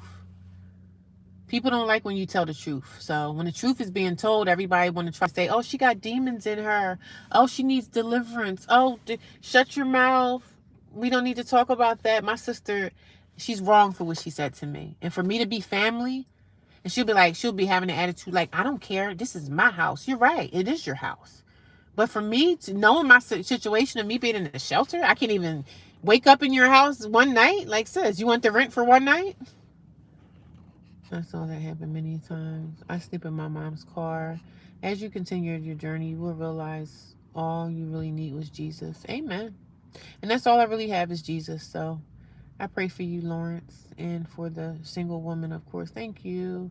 And we praying for Lawrence. But Lawrence, you said you stay with family, right? You staying with your family? I think Lawrence has said he stayed with family, but he feels kind of weird about it. And I said, don't feel weird, because you might be in a good situation. Just don't feel bad. Like, everybody's family is not bad. I'm not on here to spread and say, oh, everybody's terrible. Everybody's family. Everybody don't have bad family. I'm speaking for the people who do have bad families. I'm staying at my family's house. Okay. Well, at least you got somewhere to stay. Want to be real, sometimes when you're in a crappy situation, homelessness or no job, people will see you as less than human. Then they will look, yeah, you're right. They see you as less than human. They see you as being a failure in society, even though I get up every day and go to work, and, I still go to the gym every single day. I still think about my health. It's heartbreaking. Because when I really get upset, I feel like I can't breathe. Like, my anxiety starts to take over or whatever. I just feel like I've been learn how to do breathing exercises, because that does make me feel better at the moment. But yeah, you're right. When you're homeless, people really don't think much of you. They don't think much of you, and it's not your problem, it's theirs. Yes, in the basement. Okay, well, at least you got the basement. I wish I had a basement. But as long as you're warm and you're comfortable, everybody's family is not a bad. Everybody don't have a bad way to go. I think she didn't know that you were homeless. You would be good. You would be good. I think she didn't know you were homeless. You would be good. My oldest daughter's home. Okay. You're going to be okay. You're going to be okay. Just try to save while you're there. Save as much money as you can. You can penny pinch, and if you can cut down on some things, do that. Save up your money. Save up what you can. I know being on a fixed income is hard. Yes, that's how we see. And unfortunately, you can't change their mind. And that's how. And it really hurts when it's my family, people that I've grown up with. But sometimes the family members can be your worst enemies in life. So that's how you've been systematically programmed. Yeah. And I said, since we want to have a sit down, I was being funny today. I said, what is this, the White House? Is this Donald Trump and Melania? They got a meeting with the Secret Service. Is there a Secret Service meeting today? Do I have a meeting with Congress? since she wants to be so politically correct. I said, do we have a meeting in the White House today? Am I meeting with Donald Trump? Do I got to meet with Melania? Do we have the Christmas meeting about what color are the Christmas balls going to be in the White House this year? Are you sure you aren't the problem? Oh, God, here we go. I ain't even going to read. Wish we all could find a place. Yeah, one day. Everybody is, please read the Bible, Jesus, and gospel. That is what we are facing. She teaches us how to handle it. And the tables are about to turn. I know it may seem like it won't, but it will. Yes, it sure will, honey. It sure freaking will. It sure will change over time. Being homeless is an epidemic nowadays. And it's sad because I was reading that in certain places, a lot of homeless people are like disappearing. So are they disappearing? Are they taking them away? Are they killing these people? Like, what is going on? Homeless people just pop up missing? But nobody cares because nobody wants homeless people around. You know what I'm saying? Nobody wants them around. I be seeing homeless people out here pushing shopping carts down the road. That's their house. That's their clothes. That's what they have. You know, it sucks, man. It breaks my heart. All the enemies will trade with us. Those who are last will be first, and the first will be last. Amen. Trust the Lord, don't doubt. Yep, that is so true. But homelessness is real, and I think boils down to competition in the family. Safe, warm place for everyone. Yeah, I pray for that too one day. I'm glad. Like I'm happy. I'm not the happiest, but I'm content. They're being sent to jail. But how long are they gonna stay in jail? What they gonna take? You got to see the judge next month. Okay, they're okay because they're in jail, so they have a place to rest their head. But I mean, what they gonna do? Put you in jail? You gonna keep going to jail? They raising the rent $100 each year, but they're not raising the salaries. Yeah, you're right about that, y'all. That is so freaking. This parking lot is clearing out. It was a minute ago. There was a lot of cars here.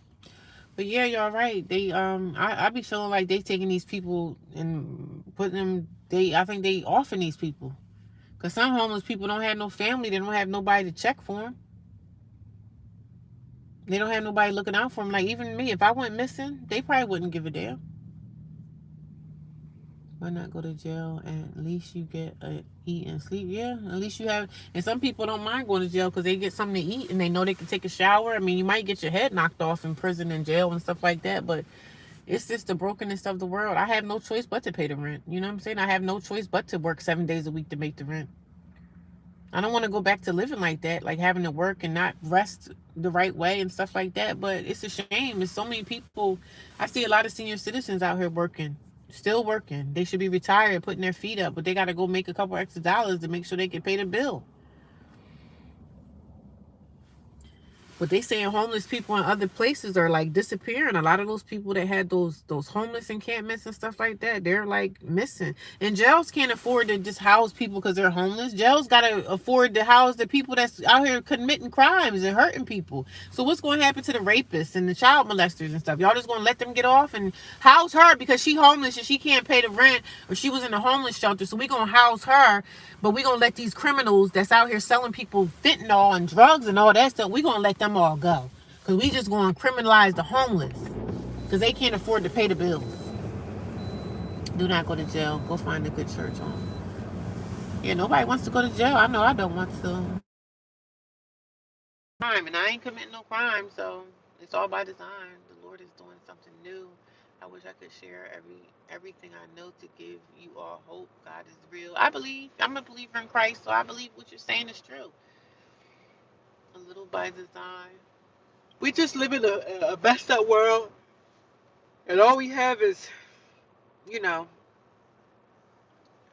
um, prayers and the love of Christ, and people. Surround yourself with love, with people that want to see you win and want to see you survive and struggle through. We're going to all go through brokenness, man. We're going to all have hurt, pain, brokenness. You know, all that stuff is going to attack us all the time. We got to know how to fight in the spirit. These are spiritual wickedness in high places. It comes through our people that look like us, our families, our friends, people that are close to us that may know a few things about us. It's going to come through that. And that's how it all starts. Now, I would never go to jail. I'm not going to jail. I live in Michigan, but I have a wonderful ticket in New York, and I was hoping I had a warrant in New York just to get off the street. Oh man, it's hard, man. You got to go commit a crime and just go to jail. Like I would never go that route, but I know better days are coming, man. I don't sit around and say, "Oh, life sucks." I don't. I mean, I've been so. Sometimes I feel so broken. I be like, man, life is like death has to be easier than living, right? But I would never harm myself. But sometimes I think about it. Why would anybody want to see another person suffering beyond me? A lot of people in the world are like that, Lawrence. Please daydream how you want to live. Why not? Why not living the place and start new?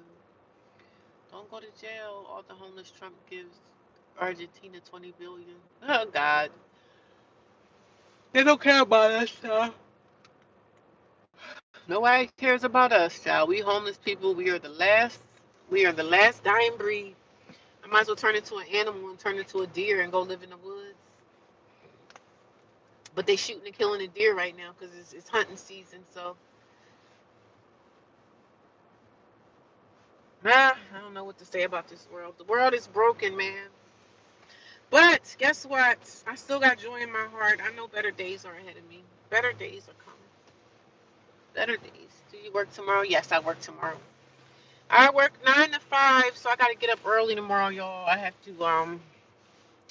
gotta get up early. I gotta get up early. Y'all know I like to sing, right? I gotta get up early. I gotta get up early. Dear, good evening. Good evening. How you doing, sis? Hello. I'm just happy God exposed your sister. Yeah, he sure did. And right before Thanksgiving, too. Right before the holidays, because I was darn sure going to go over there. And it was so funny because I was at the grocery store today and I was like, oh, let me get some Pepsis or something that I can bring to the table. For some reason, I didn't even get the stuff.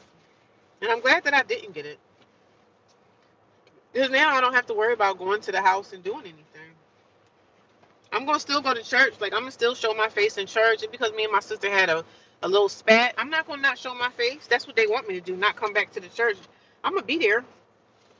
I'm going to definitely be there. I'm just God expose your sister. I'm going to be there. I'm not going to stop going to church. I'm not going to stop doing nothing I've been doing, babe. It's going to all be okay.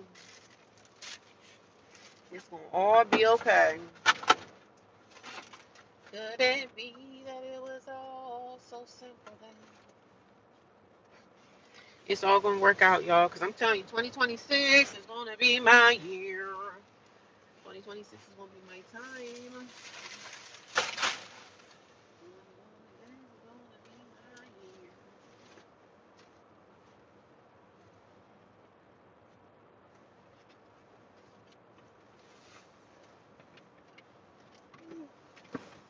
Oh, wow. I got this yawn. I said I was going to get me a pizza. Not a pizza, but I was going to get me something from.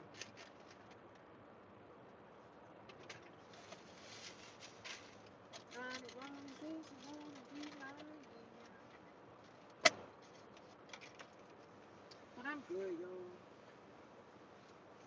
No stress. No stress. No stress. It sucks when you in it, though. I tell you the truth. No stress. No stress. No stress. No stress. No stress. 2026 is gonna be my year.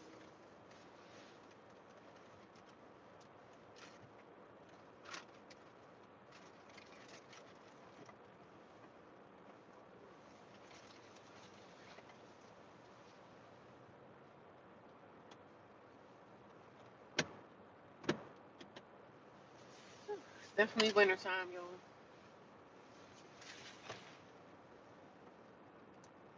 Yo, I've been on live almost 3 hours. Almost there. I really don't care about Thanksgiving. My dad had a heart attack. Oh, I'm sorry, man. I was reading your comment. I was in the back seat looking for something. I really don't care about Thanksgiving. My dad had a heart attack on that day in 1974. I was 10. He had it right after he ate and died 2 weeks later. Oh man, I'm sorry. I'm so sorry to hear that. You never know nobody's testimony, man. What they got going on in their life. It's a good year of power. 2026 is a good year of power, I think. Sorry to hear that, Lawrence. Yeah, we're sorry, Lawrence. Everybody give Lawrence a virtual hug. Hey, sis, I know you're going to stay on your winning side. Amen. I sure am. She probably going to try to have that sit down in front of the pastor. You think we got to go through the pastor to stay at Christmas time with my sister? I don't see yourself in prison, Lawrence. Bobby is right. Maybe look for church people. Lawrence, what state are you in? What state are you in, Lawrence? If you don't mind me asking you, do y'all go to the? Yeah, we go to the same church. She probably gonna be telling the pastor, she's a wicked. She's wicked. We do go to the same church, so they see you often, but don't help. Right. I'm homeless, but man, what would the pastor say about that? Because the pastor be like, if I tell the pastor, I've been staying in the homeless shelter for the last 4 months. Well, where your sister at? Where your help at? I know you got a big family. You probably be looking like God will make a way for sure. God is gonna bring things into my life, man. Oh, you in Michigan? Okay. But yeah, sorry about that, man. I'm sorry. I'm gonna be okay on Thanksgiving. It's nothing but a it's a made up place. It's a made up holiday. It's a pagan ritual that people just go out here and spend money on stuff. They're giving these kids gifts that they really don't deserve to have. Like, it's a joke, man. But I just wanted to get out the shelter and go somewhere and find something to eat that was good for me. That was something good. A virtual hug to Lawrence. Definitely a virtual hug to Lawrence. I wonder if you can hide in the mall. I can't hide in the mall if the mall is closed. You know what I'm saying? On Thanksgiving Day and stuff, the mall is going to be shut. The mall's not going to be open. So, I mean, I'll stay in the shelter as long as I can stay there if I feel like it. I'm going to get out because the gym is open on Thanksgiving. So, I'm going to get up with the gym people and do exercise.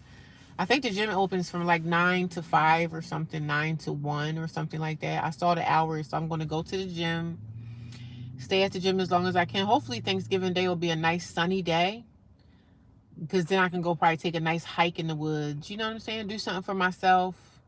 Go to the gym, take a nice hot shower, give myself a little spa time. I say the gym is a spa time for me.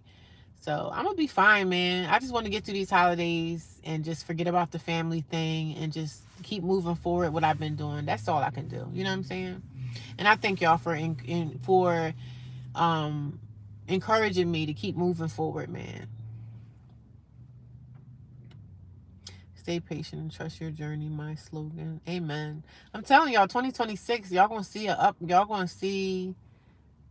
are gonna see what I got going on, man. Y'all gonna be like, Dad, she did it. You know what I'm saying? She freaking said what she said she was gonna do, and she freaking survived it, and she did it. Sometimes when you're in the pain and you're in the hurt and you're in the rejection and you're in the sadness, the loneliness, and all that stuff, when you're in that, it feels like there's no healing from that. It feels like there's no end to your pain. You know what I'm saying? So, and there is going to be there's going to become a day that I'm going to heal from all of this. I'm going to look back. I'm going to look at my family like, huh, and they're going to be the ones knocking on my door asking me for help. That's what. Guess what, Lawrence? My family is the same. My family are the same. They scream, they holy, but they crazy and evil. I know all about it. Hopefully she don't tell the pastor you're a devil. She probably will, but I don't give a crap. I don't care. A lot of church people act the same, so they all probably look down on me anyway. But nobody in the shelter knows. Nobody in my church knows that I'm homeless except for me and my sister and her husband. But how dare you sit up in the church every Sunday and claim to be a Christian, and you know that you have a sister that's homeless and you won't even drop a finger to help her? How dare you? How dare you? My story gets worse. Oh, Lawrence, I hope it doesn't get worse, brother. Yes, you will. Life is good. It's all in our heads. Life is good. I still say life is good.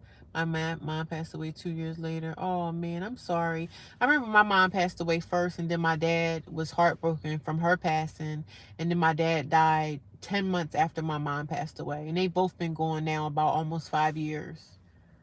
So it's been 5 or 6 years since my parents have passed away.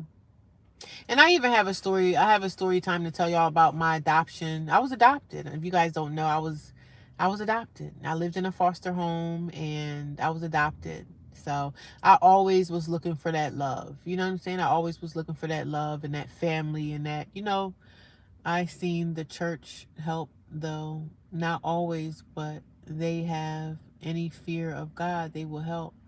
Yeah. I didn't share my journey with anybody in the church, but it's probably high time that I eventually start to share. Like, I don't know if I can share. I don't know if I should share what I'm going through. I don't know if I should just stay in the shelter and, grind it out on my own. So, but I know God going to open doors. God's going to open some doors for me. He's going to place the people in my life that I need to be here for me, and it's going to happen. Yeah. Have you seen the church help though? Yeah, I know some churches are helpful. And I never shared my journey with the church because I don't know how to share. You know what I'm saying? Because I know some people in church that will say, "Hey, I got a basement in my house. You could just give me 500 a month in rent, and we're cool." I know that could happen. You know what I'm saying? That makes her a hypo Christian. Yeah, she definitely is. That's okay. I'm adopted, and I have my adopted parents. My adopted parents are my parents, and they're deceased now. But I always was looking for love and compassion, like a family. I've always wanted to be loving my brothers, loving my sisters, and it's just the adoption thing. I think a lot of my other siblings suffered from a lot of hurt. They had a lot of pain coming up in foster care, and a lot of things happened in my family to a lot of people. Never knew you were adopted. Well, that explains it all. You're strong. Yeah, I'm adopted. I have an adopted mom and dad, but they passed away. But I've always was a nice person. I was always a good person. I cared and I loved my family. Even though that was my dad, that was the only dad I ever knew. You know what I mean? When you're homeless with a job, what's the best shift to work? Um, I'd rather work 9 to 5s to get my days over with, but I work two different shifts. I work in the morning and then I have a shift that I work in the afternoon. Um, uh, when you homeless, it's probably best to work. Well, like I said, I'm homeless, but I live in a shelter, so I'm not homeless. Like, I don't have anywhere to go at night. Like, I'm in my car.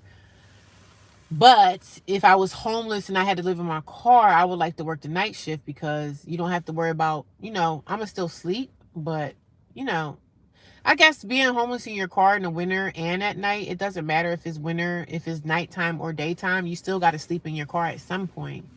But I'm an advocate for staying in the homeless shelter. I'm going to advocate for the homeless shelter. The homeless shelter is a place that you can go and stay at as long as you need to stay there. I'm an advocate for the homeless shelter. You have a job. Does your state offer rapid rehousing? I don't even know what rapid rehousing is. I'm going to screenshot that because I don't even know what that is. They have programs and everything, but the programs are more so helping the people that are like disabled, and they're helping the senior citizens as they should. I don't have no, as they should help the seniors, and they should help the veterans and stuff like that, as they should. When you're homeless with a job, what's the best shift? Any shift I think is good. You have a job, does the state offer rapid rehousing? Offered in my town. But I don't know anything about the rapid rehousing because they haven't said anything to me about it at the shelter yet. So I need to have something hopefully that'll go by my income, and that could be hard to find because they're always helping out the people that are like disabled and the veterans and some of the senior citizens, which is a great thing. I wish every 6. I have to go now. Okay, we'll see you soon. I hope I see you again one time, Sylvester. Have a good night. But I'm gonna go too, cause I want to go over here to McDonald's and I want to get me a fillet of fish for dinner tonight. And I'm gonna go back, head myself back to that shelter and just have a good night. I know this lady I've got accepted rapid rehousing. She didn't have the custody of her son, but she put him down and she got housing quick. I know this lady that got accepted for rapid rehousing. She didn't have custody of her son, but she put him down and she got housing. Oh, okay. But I'm gonna talk to y'all later, okay? Y'all have a good night. Thank you for talking. I'll talk to y'all soon. I'll be back here tomorrow morning, okay? I'm gonna go get some dinner and then I'm gonna head back to the shelter. I love you guys. Thank you for watching. I'll talk to you guys soon. I hope I see y'all soon, okay? Bye, Lawrence. I'll see you soon, all right? You stay blessed, brother. You're gonna blend with a new home and restore a home. Just be patient, and I will. You pay your rent up to 2 years. Yeah, I'm looking into the rapid rehousing program. I'll talk to y'all soon, okay? I love you guys too. I'll see you soon, all right? Thank you for the